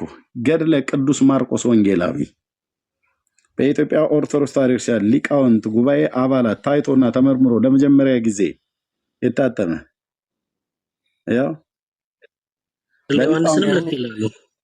አዎ ተመልሻለሁ። እሺ እንኳን ተመለስክ። እና ይቅርታ ስልክ ገብቶብኝ ይቋረጣል ታውቃለህ። ችግር የለውም። ስለዚህ ማርቆስ አንደኛ ታውቃላችሁ፣ ማርቆስ እዚህ መጽሐፍ ላይ ምንድነው ትውልዱ ኢትዮጵያዊ ተውት። እሺ ቆይ አሁን ለወንድማችን ቅድም የነገርንህን ቀስ እያዋዛን ሁሉ በአንዴ አይነገርም፣ ሰው እንዳይደነግጥ። እሺ ቅድም የጠየቅንህ ከታሪክም ከመጽሐፍ ቅዱስ ማስረጃ ንገረን ነው። ብርኪ እየቀጥሉ አውሩ። እሺ ኤርሚ ልቀጥል? አዎ ትችላለህ። አንደኛ አሁን የማርቆስ ፓትርያርክ የሆነበት እንትን አይ ቲንክ በ50 ዓመተ ምህረት አካባቢ ነው። ግን አሁን ታሪክ ላይ ምን አስቸጋሪ ነገር አለ መሰለህ ኤርሚ? አሁን ኢቭን ታሪክ እኮ የመጽሐፍ ቅዱስ ወይም የሃይማኖት መሰረት አይደለም። ታሪክ ለምሳሌ ባቢሎን ነበር ከተባለ እዛ አልሄደም ላይሆን ይችላል። ከዛ ማርቆስ ደግሞ ግብጽ ላይ አልተጠቀሰም መጽሐፍ ቅዱስ ላይ እና ስለዚህ ልክ አይደለም ማለትም የሚቻል አይመስለኝም። ጥያቄው ነው ኤርሚ፣ እናንተ በጴጥሮስ ክህነት ታምናላችሁ ወይ ነው? በጴጥሮስ ክህነት ካመን ከዛ በኋላ ወደ ታሪክ ማስረጃው መሄድ ይቻላል ብዬ አስባለሁ። ግን ጌታ ክርስቶስ መድኃኔዓለም እሱ አማናዊ ካህን ነው። እሱ ያስተላለፈው ክህነት አለ ለጴጥሮስ ወይም ለሐዋርያት። እሱን ታምናላችሁ? ይሰማል አይደለም? አዎ ይሰማል። እሺ ምን አይነት ታምናለህ? ምን አይነት ምንድነው ክህነት ማለት? ምን አይነት ክህነት ነው? ክህነት ማለት ለጴጥሮስ ጌታ አንተ ያሰርከው በምድር የታሰረ ይሆናል፣ በሰማይ አንተ የፈታኸው በሰማይም የተፈታ ይሆናል ብሎ በመጽሐፍ ቅዱስ ላይ የነገረው ማለት ነው። ታዲያስ ከክህነት ጋር ምን ያገናኘዋል? ምን ያገናኘዋል ከክህነት ጋር? እኮ እሱን ታምናለህ? ለምሳሌ ጴጥሮስ ማሰርና መፍታት እንደሚችል ኦፍ ኮርስ እሱ ማለት እኮ ማቴዎስ ወንጌል መጽሐፍ ምዕራፍ 10 ምን ማለት ነው? እሱ እስኪ አብራራልኝ ብሩኬ። ምን ማለት ነው? አንተ ያሰርከው የታሰረ ይሆናል፣ የፈታኸው የተፈታ ይሆናል ያለው ማቴዎስ ወንጌል ላይ እኮ አልሰማኸኝም? አይ እየመለስኩልህ ነበር። እሱ ከክህነት ጋር የሚገናኝ አይደለም። ካህን ናቸው ማለት አይደለም። ለምሳሌ የበጉ ሐዋርያት ናቸው። የነሱን ስልጣን የያዘ የለም። በቃ እነሱ ናቸው 12ቱ ብቻ ናቸው የበጉ ሐዋርያት። የበጉ ሐዋርያት ከነሱ ውጭ የለም። በራሱ ስልጣን የተወው ይሁዳ ነው። ከዛ ማቲያስ ተተክቷል። አለቀ። ሌላ የለም። ከዛ ለአሕዛብ ሐዋርያ የሆነው ቅዱስ ጳውሎስ ነው። ጳውሎስ አሁን የበጉ ሐዋርያ አይደለም። የበጉ ሐዋርያ ከነሱ ውጭ የለም። ክህነት ግን ሁላችንም ካህኖች ነን። ሁላችንም ስለ ክርስቲያኖች ነው እንጂ ስለ ኦርቶዶክሶች እያወሩ አይደለም። እና በምድር ያሰራችሁት ደግሞ ማለት ምን ማለት ነው ካልከኝ ደግሞ ጌታ ክርስቶስ ኢየሱስ እንደዚህ ብሎናል። ይኸውልህ በማቴዎስ ወንጌል ላይ እንደዚህ ብሎ ነግሮናል። አንብብልክ። እሺ ምን ማለት መሰለ?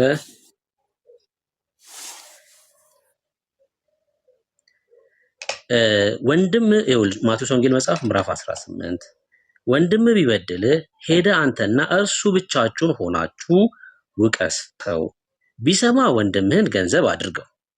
ስለ ክርስቲያን ነው የሚያወራው። በሁለት ክርስቲያን መካከል ጸብ ቢኖር ማለት ነው። ባይሰማ ግን በሁለት ወይም በሶስት ምስክር አፍ ነገር ሁሉ እንዲጸና ዳግም አንድ ወይም ሁለት ከአንተ ጋር ውሰድ። እነርሱንም ባይሰማ ተጨማሪ ሰው ወስደህ እነሱንም ደግሞ ባይሰማ ለቤተ ክርስቲያን ንገራት። ለቤተ ክርስቲያን አባቶች ማለት ነው። ከዛስ ደግሞም ቤተ ክርስቲያንን ባይሰማ እንደ አረመኔ እንደ ቀራጭ ይሁንልህ ይልና እውነት እላችኋለሁ በምድር የምታስሩት ይላል። ከምን ጋር ተገናኝቶ ነው ይሄ? አልሰማ ያለው ሰው ኤክስኮሙኒኬት ከማድረግ ጋር የተገናኘ ነው። አሁን እዚህ ክፍል ላይ የሚናገረው ምን ይሆናል ማለት ነው? እውነት እላችኋለሁ በምድር የምታስሩት ሁሉ በሰማይ የታሰረ ይሆናል፣ በምድር የምትፈቱት ሁሉ በሰማይ የተፈታ ይሆናል። ይሄ ሰው አልሰማ ካለ ቤተክርስቲያንም ምን ይሆናል ማለት ነው? ኤክስ ኮሚኒኬት ይደረጋል፣ ከቤተክርስቲያን እንዲለይ ይደረጋል ማለት ነው እንጂ ክህነት አላቸው የተለየ ማለት አይደለም። ይሄ ማለት የቤተክርስቲያን ሽማግሌዎች ጋር ወስደህ ትነግርና እነሱ አልሰማ ስላለ ብቻውን ሄደህ ነግረከዋል። ከሁለት ከሶስት ሰዎች ጋር ወስደህ ነግረከዋል። እምቢ ካለ ደግሞ ለቤተክርስቲያን፣ ቤተክርስቲያንንም አልሰማ ካለ ደግሞ ኤክስ ኮሚኒኬት ይደረጋል። ደግሞ እላችኋለሁ ከእናንተ ሁለቱ በምድር በማናቸውም በሚለምኑት ነገር ሁሉ ቢስማሙ በሰማያት ካለው ከአባቴ ዘንድ ይደረግላቸዋል። ሁለት ወይም ሶስት በስሜ በሚሰበሰቡበት በዚያ በመካከላቸው እሆናለሁ ይላል። ስለ ክህነት አይደለም እዚህ ክፍል ላይ የሚወራው ማለት ነው። ምንድነው? የቤተክርስቲያን መሪዎች፣ የቤተክርስቲያን ሽማግሌዎች ይሄን እንደሚያደርጉ ደግሞ ኤክስ ኮሚኒኬት እንደሚያደርጉ የሚናገር ክፍል ነው ማለት ነው። ክህነት በአዲስ ኪዳን ሁሉ ክርስቲያን ካህን ነው። እሱም ደግሞ አንደኛ ጴጥሮስ መጽሐፍ ምዕራፍ 2 ላይ ራሱ ሐዋርያው ጴጥሮስ ነግሮናል። ገብርዬ ምን ብሎ ነው ብሩኬ የተናገረው? ሁሉም ካህን ነው የሚል እስኪ ያሳየኝ።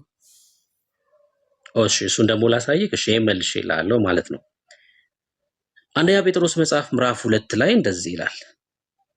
እሺ ከቁጥር 4 ጀምሮ በሰው ወደ ተጣለ በእግዚአብሔር ዘንድ ግን ወደ ተመረጠና ክቡር ወደ ሆነው ወደ ሕያው ድንጋይ ወደ እርሱ እየቀረባችሁ እናንተ ደግሞ እንደ ሕያዋን ድንጋዮች ሆናችሁ በኢየሱስ ክርስቶስ ለእግዚአብሔር ደስ የሚያሰኝ መንፈሳዊ መስዋዕትን ታቀርቡ ዘንድ ቅዱሳን ካህናት እንድትሆኑ መንፈሳዊ ቤት ለመሆን ተሰሩ።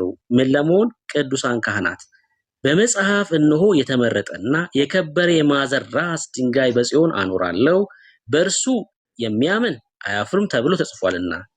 እንግዲህ ክብሩ ለእናንተ ለምታምኑት ነው። ለማያምኑ ግን አናጢዎች የጣሉት ድንጋይ እርሱ የማዕዘን ራስ የእንቅፋትም ድንጋይ የማሰናከያ አለት ሆነ።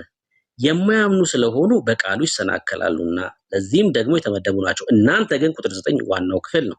ከጨለማ ወደሚደነቅ ብርሃን የጠራችሁን የእርሱን በጎነት እንድትናገሩ የተመረጠ ትውልድ፣ የንጉሥ ካህናት፣ ቅዱስ ሕዝብ፣ ለርስቱ የተለየ ወገን ናችሁ ይላል።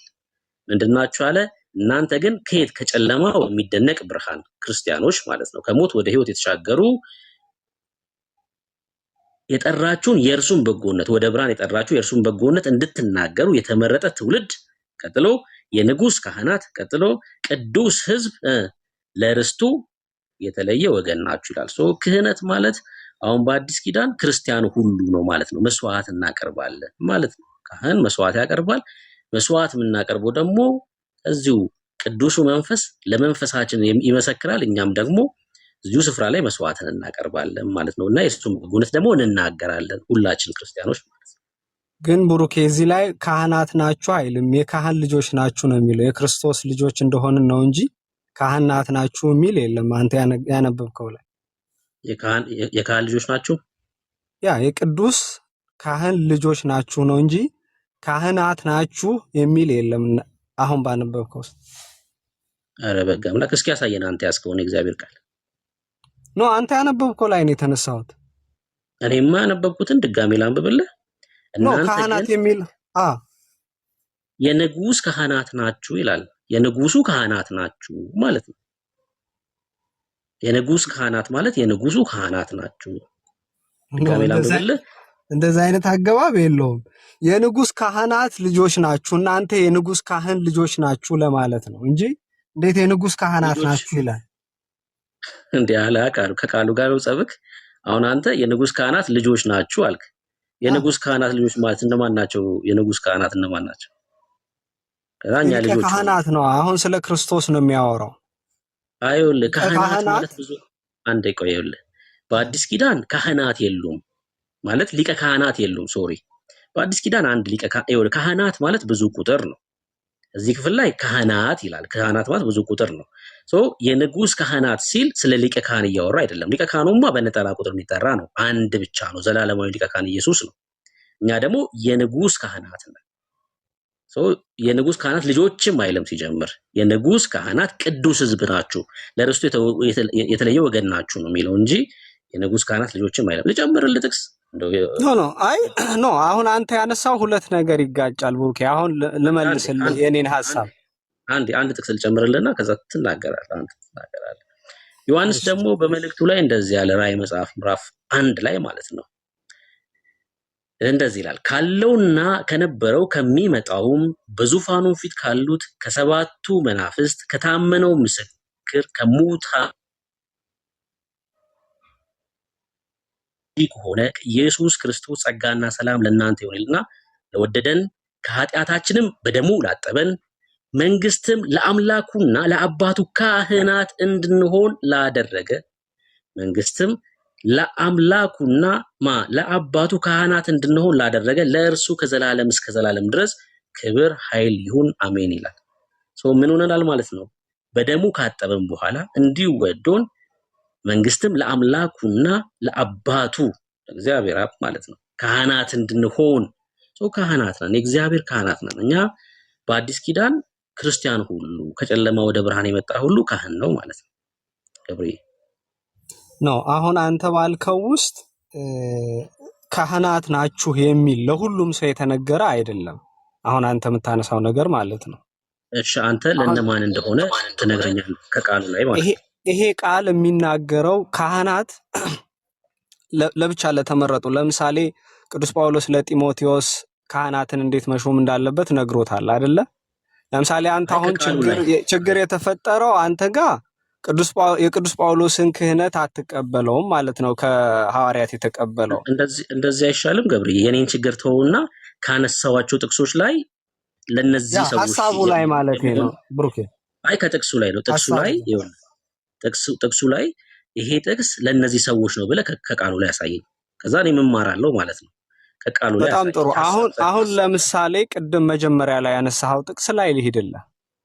እሺ ወንድሜ ቢበድለኝ ስንት ጊዜ ይቅር ልበለው የሚለውን ሐሳብ አነሳህና አይደለ? እሱ ላይ ሳይሆን አንደኛ ጴጥሮስ ላይ ስለ ካህናት እነማን ናቸው?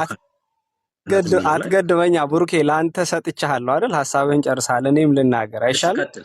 ቀጥል። ለምሳሌ አንተ ያነሳው ሐሳብ ላይ መጀመሪያ ጥሩ ነው የመጣኸው። አንተ ወንድሜ ቢበድለኝ ስንት ጊዜ ይቅር ልበለው የሚለውን አነሳህና ከዛ በኋላ ሄደህ ብቻህን ንገረው አለው። ከዛ ሄደህ ከባልንጀራህ ጋር ሆነህ ንገረው። ከዛ በኋላ አመጣህና ለቤተ ክርስቲያን አባቶች ንገራቸው አለ። አንተ አሁን ስለ አባቶች አወራ። አሁን እዚህ ጋር ስለ ካህናት መጣ ማለት ነው። ካህናት በኋላ ላይ ቆይ እኮ ሐሳቤን ልጨርስ ብሩኬ፣ ግድ የለም። እንዴት መሰለህ እኮ ልጨርሳ፣ እኔም ሐሳቤን አስጨርሳኝ መጀመሪያ። ከዛ ደግሞ አንተ ትመጣለህ አይሻልም? አሁን እያወራን ያለ ነው። አንዴ ስማኝ። ለምን እንደሚጨንቀን ልንገርህ። ከቃሉ ላይ ስትናገር ይሄው እዚህ ክፍል ላይ እያልክ ቃሉ ላይ ነው። እሺ ካልሆነ የት ጋር ነው እየተናገርክ ያለው እልሃለሁ። እሺ ከቃሉ ላይ እኔ አሁን አንተ ያነበብከው ላይ ነው። መጽሐፍ ቅዱስ እጄ ላይ ስለሌለ እኮ ነው እንጂ አሁን አንተ ያነበብከውን ሐሳቡን አውቀዋለሁ። ለምሳሌ አንተ ፕሮቴስታንት ስለሆንክ እንደ ፕሮቴስታንት አስተምህሮ እየነገርከኝ ነው። እኔ አሁን ደግሞ የኔን ሐሳብ ልንገርህ እና ልክ ካልሆንኩኝ አንተ ታስተካክለኛለህ ወይም ልክ አይደለህም ትለኛለህ። የኔ ሐሳብ አንተ ሄደህ መክረኸዋል፣ ወንድምህን አልሰማህም። ከባልንጀራህ ጋር ሆነ ሄደህ መክረኸዋል፣ አልሰማህም። ለቤተ ክርስቲያን አባቶች ማለት ለካህናት አምጣ። ከዛ በኋላ እንደ አረም ይቆጠር ማለት ከቤተ ክርስቲያን ተወግዞ ይለይ ማለት ነው። ያን ማድረግ የሚችሉት የቤተ ክርስቲያን አባቶች ካህናት ናቸው። ከዛ ቀጥሎ ነው ስለ ክህነት እያወራ ያለው። ስለዚህ ስለ አለትነት፣ ስለ ቤተ ክርስቲያን የክህነት ስራዎች የሚያወራው ከዛ በኋላ ስለ ቤተ ክርስቲያን ካህናቶች ነው እንጂ አንድም ላይ እናንተ ክርስቲያን የሆናችሁ ሁሉ ካህናት ናችሁ የሚል ሐሳብ የለም አንተ ከተናገርከው ውስጥ ማለት ነው። ሁለተኛ ሁሉም ሰው ካህናት ከሆነ ሁሉም ሰው ካህን ከሆነ ሁሉም ሰው ክርስቲያን ነው ከተባለ ክህነት ራሱ ለምን ያስፈልጋል? ሁለተኛ አንተ ለምሳሌ አንተ ካነሳው ሐሳብ ቡርኬ እንድትመልስልኝ የሚፈልገው ሐዋርያት ጋር የሚቆም ከሆነ ክህነቱ የክርስቶስ ክህነት ክርስቶስ ለምን ለሐዋርያት ክህነት ሊሰጣቸው ፈለገ? በመንፈስ ቅዱስ ስም እያጠመቃችሁ የኔ አድርጓቸው ሲል እኮ ያ የጥምቀት የእግዚአብሔር ልጅነት የሚገኘው በካህናት በሐዋርያት በኩል ስለሆነ ነው እንጂ ለምን ሊያስተላልፍላቸው ፈለገ? ምን ያደርጋል? የማይጠቅም ከሆነ እዛው እነሱ ጋር የሚቆም ከሆነ ማለት ነው። ቡርኬ እስኪ መልስልኝ ከዚህ አንፃር። አይ ምንም አሁን እኮ የሚጨበጥ ነገር ሳታወራ ጠየቀኝ፣ ግን ልመልስልህ። የመጀመሪያው ሐዋርያቶቹ ካህን ናቸው ያልከው አንተ እንጂ የእግዚአብሔር ቃል አይደለም። ደጋግሜ የነገርኩ እሱ ነው። ካህናት ከሆኑ ልክ ማንኛውም አማኝ ካህን እንደሆነው ካህናት ናቸው። ግን ደግሞ እነሱ ያላቸው ሌላ የሌለው ምንድነው? የበጉ ሐዋርያት ናቸው እነሱ። ጳውሎስ ደግሞ ለአሕዛብ ሐዋርያት ተደርጎ የተላኩ ናቸው። ከዛ ውጪ የተለየ ክህነት በእግዚአብሔር ቃል ላይ የለም። ታዲያ የቤተ ክርስቲያን ሽማግሌዎች ካህን ናቸው የሚል ሙግት አመጣክ በሎጂክ ማለት ነው። አይደለም፣ የእግዚአብሔር ቃል እንደዛ አይልም። ቅዱስ ጳውሎስ በጢሞቴዎስ መልእክቱ ላይ በምዕራፍ 3 ላይ እንደዚህ አለ ስለ ቤተ ክርስቲያን መሪዎች ሲናገር፣ ማንም ኤጲስቆጶስነትን ቢፈልግ እዚህ መልካምን ስራ ይመኛል የሚለው ቃል የታመነ ነው። እንግዲህ ኤጲስቆጶስ እንዲህ ሊሆን ይገባል። እነዚያው የቤተክርስቲያን መሪዎች ናቸው። የማይነቅፍ፣ የአንዲት ሚስት ባል፣ ልከኛ፣ ራሱን የሚገዛ፣ እንደሚገባው የሚሰራ፣ እንግዳ ተቀባይ፣ ለማስተማር የሚበቃ፣ የማይሰክር፣ የማይጨቃጨቅ፣ ነገር ግን ገር የሆነ፣ የማይከራከር፣ ገንዘብ የማይወድ፣ ልጆቹን በጭምትነት ሁሉ እየገዛ የራሱን ቤት በመልካም የሚያስተዳድር፣ ሰው ግን የራሱን ቤት እንዲያስተዳድር ባያቅ የእግዚአብሔርን ቤተክርስቲያን እንዴት ይጠብቃታል? እነዚህ ኤጲስቆጶስ የሆኑ ሰዎች ቤተክርስቲያንን ይመራሉ ማለት ነው። የቤተክርስቲያን ሽማግሌዎች ማለት እነዚህ ናቸው። ከዛው መካከል የበቃ ማለት ነው። ምን አይነት መብቃት ማለት ነው? ራሱን የገዛ፣ የማይጨቃጨቅ፣ የአንዲት ሚስት ባል የሆነ፣ በአምሮት የሚቃጠል አይደለም። እሺ፣ የውሸት ጳጳስ ወይ ደግሞ የውሸት ድንግል ብሎ በአምሮት የሚቃጠል አይደለም። ቤቱን መምራት የቻለ ሰው፣ ትዳር ይዞ ልጆች አፍርቶ ቤተሰቡን መምራት የቻለ ሰው ምን ይሆናል? ይመራል ቤተክርስቲያን ማለት ነው። የራሱን ቤት መምራት የቻለ ምን ያደርጋል? ቤተክርስቲያን ደግሞ ይጠብቃል። ለእነሱ አሳልፈህ ትሰጠዋለህ ነው። የእግዚአብሔር ቃል እንደዛ ነው የሚለው እንጂ የተለየ ክህነት አለ እያለ አይደለም እዛ ክፍል ላይም ማለት ነው። ቅድም ያነሳሁት አንደኛ ጴጥሮስ መልእክት መጽሐፍ ምዕራፍ 2 ላይ ደግሞ ከጨለማ ወደ ብርሃን የመጡት ክርስቲያን ናቸው አይደሉም? ገብሬ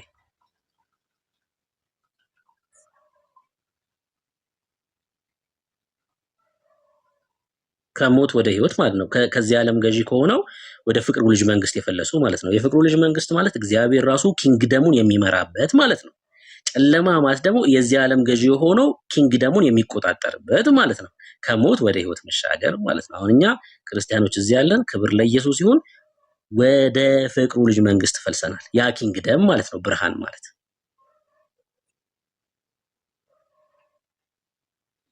አሁን ምንድነው ዝም ብሎ ልትሽከረከር ነው? ክርስቲያን ስለሚገናኝ ነው። አንተ አሁን የምታነሳው ስለሚገናኝ ነው ብሩኬ የምጠይቀህ። ዝም ብለህ እየዞርክ ነው ያለው። ክርስቲያን መሆኑን በምን ይታወቃል? ይኸው የእኛን መልክ ማየት ነው። ከ1 እስከ 30 ኢየሱስ እንላለን። ጣዕማችንን ትለያለህ። አየህ፣ የእግዚአብሔር ልጆች ነን፣ ጻድቅ ነን እንላለን። የክርስትና መለያው ነው ይሄ። ሰው ክርስቲያን ግን ኢየሱስ የሚለኝ ይላል አይደል? ኢየሱስ የሚለኝ ሁሉ መንግስቴን አይወርስም ይላል አይልም? ይላል አይልም? እንደዛ አይልም። መጽሐፍ ቅዱስ አይልም እንደዛ አይልም። እንደዛ ላውጣለህ። አንተ የምትለው እኮ ይትጋኩፍል እንደሆነ አውቃለሁ። አንተ እንደምትለው አይልም ነው ያልኩት። እስኪ እንዴት ነው የሚለው? እስኪ አንተን አስረዳኝ። እሺ አሁን እሱ የሚያወራው ስለማን ነው? እንዳታስረዳው። ቆይ ወንድምነት እንዳታስረዳው። እሱ የሚለውን አንተ ያልከውን አስረዳንና ከዛኛ እናስረዳለን። እሺ ጥሩ፣ አንድ የታገሰኝ ላውጣልህ። መጽሐፍ ቅዱስ ላይ ግን ሐሳቡን ስለምናገኘው ጊዜ ማቃጠል አያስፈልግም ብዬ ነው። እኔ ሐሳቡን ንገረን። እኛ የትኛው ክፍል ላይ እሺ አይ ቲንክ ሐሳቡን እናውቀዋለን ሁላችንም። የመረዳቱ ልዩነት ይመስለኛል እንጂ ሄርም ምንድነው አንድ ሰው ክርስቲያን የሚባለው በእኔ እምነት የክርስቶስን ትምህርት በሙሉ የሚቀበል ማለት ነው፣ ሳይከፍል። በአንተ እምነት ሳይሆን በመጽሐፍ ቅዱስ ነው የምታውቀው። በመጽሐፍ ቅዱስ አስተምረው። ያንተን እምነት ለምን ጨመርክበት? በእኔ እምነት ሳይሆን ማለት ያለበት አንድ ሰው ክርስቲያን የሚባለው በኤርሚያስ እምነት፣ በብሩክ እምነት፣ በገብርዬ እምነት፣ በኦርቶዶክስ እምነት፣ በካቶሊክ እምነት፣ በጴንጤ እምነት፣ በአይሁዳ እምነት፣ በእስልምና እምነት እየታየ አይደለም። በመጽሐፍ ቅዱስ አስተምሮ ነው አንድ ሰው ክርስቲያን ተብሎ የሚባለው ማለት ነው። እና በመጽሐፍ ቅዱስ አስተምሮ ንገረን እስኪ አንድ ሰው ክርስቲያን የሚባለው። እና በተለይ ደግሞ የጠቀስከው የማቴዎስ ወንጌል መጽሐፍ ምዕራፍ 7 ላይ ያለው ቁጥር 21 ላይ ያለው ጌታ ለኝ ሁሉ መንግስተ ሰማያት አይገባም ብሏል አልክ። ስለዚህ ጌታን ስም የሚጠራ መንግስተ ሰማያት አይገባም ማለት ነው አይደል? እንደዛ ነው እኔ የማውቀው። አሁን ለምሳሌ ጌታ የሚል አይደለም። አሁን አንተ ኤርሚ ለምሳሌ መጽሐፍ ቅዱስን እኮ ራሱ እኔ የምልህ ለምሳሌ ምን መሰለህ? እሺ ኤርሚ ቀጥል። እሺ ቀጥል። መጽሐፍ ላሳየህ። ጌታዊ ጌታዊ ያለ ሁሉ መንግስተ ሰማያት አይገባም ብሏልን? እሺ ይሄስ ቃል እስኪ እንዴት ታዋለህ? ከዛ የማቴዎስ ወንጌል ነው። ማቴዎስ 7:21 ላይ እሱን ላስነበበና በሰማይ ያለውን የአባቴን ፍቃድ የሚያደርግ እንጂ ጌታ ሆይ የሚለኝ ሁሉ መንግስተ ሰማያት የሚገባ አይደለም። ይሄን ነው አይደል የፈለከው? ይሄን ክፍል ነው አይደል? ስለዚህ ጌታ ሆይ እያለ የሚጠራኝ መንግስተ ሰማያት አይገባም እያለ ነው። ይህስ ጠይቃ አዎ ብለኸኛል ቅድም። ቴንክ ዩ። ይህንኑ ክፍል እንዳትለቃው ታላቁ ሐዋርያ ቅዱስ ጳውሎስ እንደዚህ ይናገራል። ኢየሱስ ጌታ እንደሆነ በአፍህ ብትመሰክር እግዚአብሔርም ከሙታን እንዳስነሳው በልብ ብታምን ትድናለህ። ሰው በልቡ አምኖ ይጸድቃል፣ በአፉም መስክሮ ይድናል። መጽሐፍ በእርሱ የሚያምን አያፍርም ይላልና ይላል። ኦኬ። በግሪክና በአይሁዳዊና በግሪክ ሰው መካከል ልዩነት የለምና አንዱ ጌታ የሁሉ ጌታ ነው፣ ለሚጠሩት ሁሉ ባለጠጋ ነው። ከዛስ ምን ይላል? ይሄ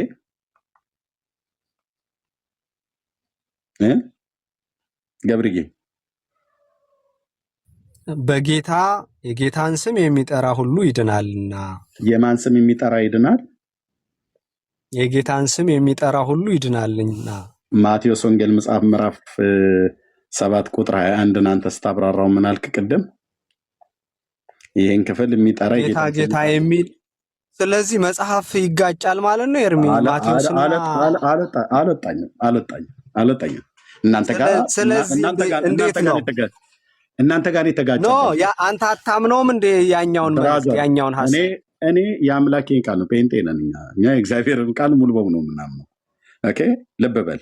ይሄን ክፍል ጌታ ሆይ የሚለኝ ሁሉ አይድንም ብሏል ብለህ ስትል ይሄ ማለት ጌታ ስሜን የሚጠራ አይድንም ማለቱ ነው ወይ ብዬ ስልህ 2 ጊዜ ነው የጠየቅኩ። አዎ አልከኝ።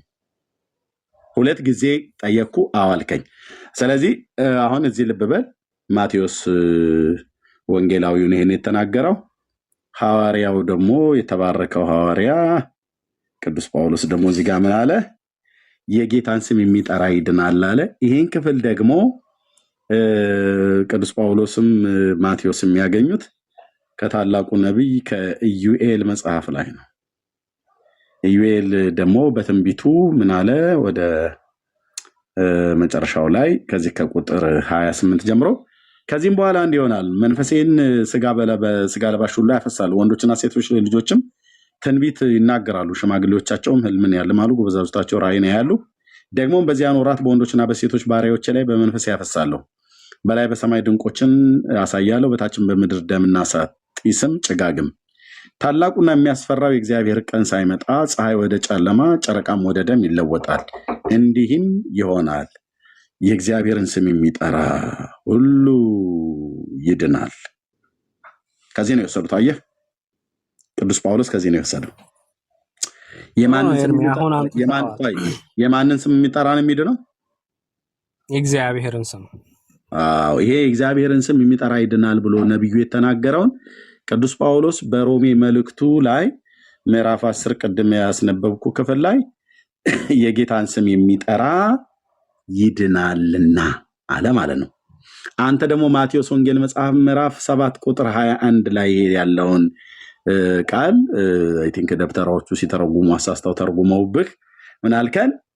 በሰማያት ያለውን የአባቴን ፍቃድ የሚያደርግ እንጂ ጌታ ሆይ የሚለኝ ሁሉ መንግስተ ሰማያት የሚገባ አይደለም ብለህ የጌታን ስም መጥራት ለድነት እንደማይሆን ነገርከን። ቅድም 2 ጊዜ ነው የጠየኩ።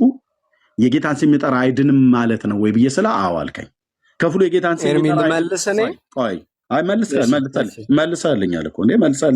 አልመለስኩም። ኤርሚ አንተ ባልከው አይደለም። አድመጠኝ። 2 ጊዜ ጠይቄያለሁ። 2 ጊዜ ነው የጠየኩ።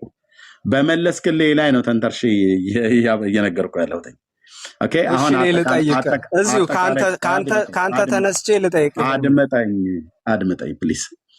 አሁን በሁለቱም ላይ በጠየቅኩ ላይ መለስክልኝ። ከዛ አሁን ሁለቱን ደግሞ እያገናኘ ነው፣ ሶስቱም ማለት ነው የዩኤልና የቅዱስ ጳውሎስ እንደዚሁም የማቴዎስም ሁሉ ጭምር አንድ አይነት ነው። ምንድነው አንተ ያልከው? ሁለት ጊዜም አሁን ያልከው አየህ፣ የጌታን ስም መጥራት በጌታ ስም መታመን ጌታን ስሙን መጥሮ ጠርቶ መዳን እንደማይቻል አድርገን አንተ የተናገርከው። መጽሐፉ ግን እንደዛ አይደለም ብሎ የሚለው ስለዚህ የጌታን ስም የሚጠራ አይድንም ብሎ አይልም መጽሐፍ። የጌታን ስም የሚጠራ ይድናል። በጌታ የሚያምን አያፍርም። የጌታን ስም የሚጠራ ይድናል ነው ያለው ቅዱስ ጳውሎስ። አጠራሩ ግን በምን አይነት አጠራር ነው? በእምነት የሚጠራው አሉ፣ ያለ እምነት የሚጠሩት አሉ፣ ታምነውበት የሚጠሩት አሉ ማለት ነው፣ ሳያምኑበት የሚጠሩት አሉ። ኦኬ፣ ልክ አሁን እናንተ አትድኑም። አሁን ኦርቶዶክሳውያን አትድኑም። እንድትድኑ እግዚአብሔር የምሕረትን በር ከፍቶላችኋል። ለምን? ያለ እምነት ስለሆነ ጌታን የምትጠሩት ማለት ነው። ትጠሩታላችሁ። ያለ እምነት መድኃኔዓለም ባለወልድ አንድዬ መድዬ ምናምን ብላችሁ ትጠሩታላችሁ። አትድኑ ማለት ምን ማለት ነው? ቆይ አድኑ ማለት ምን ማለት ነው? የጌታን ስም ያለ እምነት ስለምትጠሩት ማለት ነው እንጂ ጌታ ስሙን በእምነት የሚጠሩትን ያድናቸዋል፣ ታምነውበት የሚጠሩትን ያድናቸዋል እንጂ ይሄ ክፍል የጌታን ስም የሚጠራ አይድንም ማለቱ አይደለም። እነዚህ እዚህ ጋር የተባሉት ሰዎች እነማን ናቸው? ምን አይነት የህይወት ስርዓት ነበራቸው? በዚያች ቀን ብዙዎች ጌታ ሆይ በስምህ ትንቢት አልተናገርንምን? በስምህ አጋንንት አላወጣንምን? በስምህስ ብዙ ታምራትን አላደረግንምን? ይሉኛል ይላል። ብሩኬ የቀጥሉ አንዴ ቤተሰብ የመጡ ቃል አስገባ ነው። ቀጥሎ እንደምናል ቴንክ ዩ ጋይስ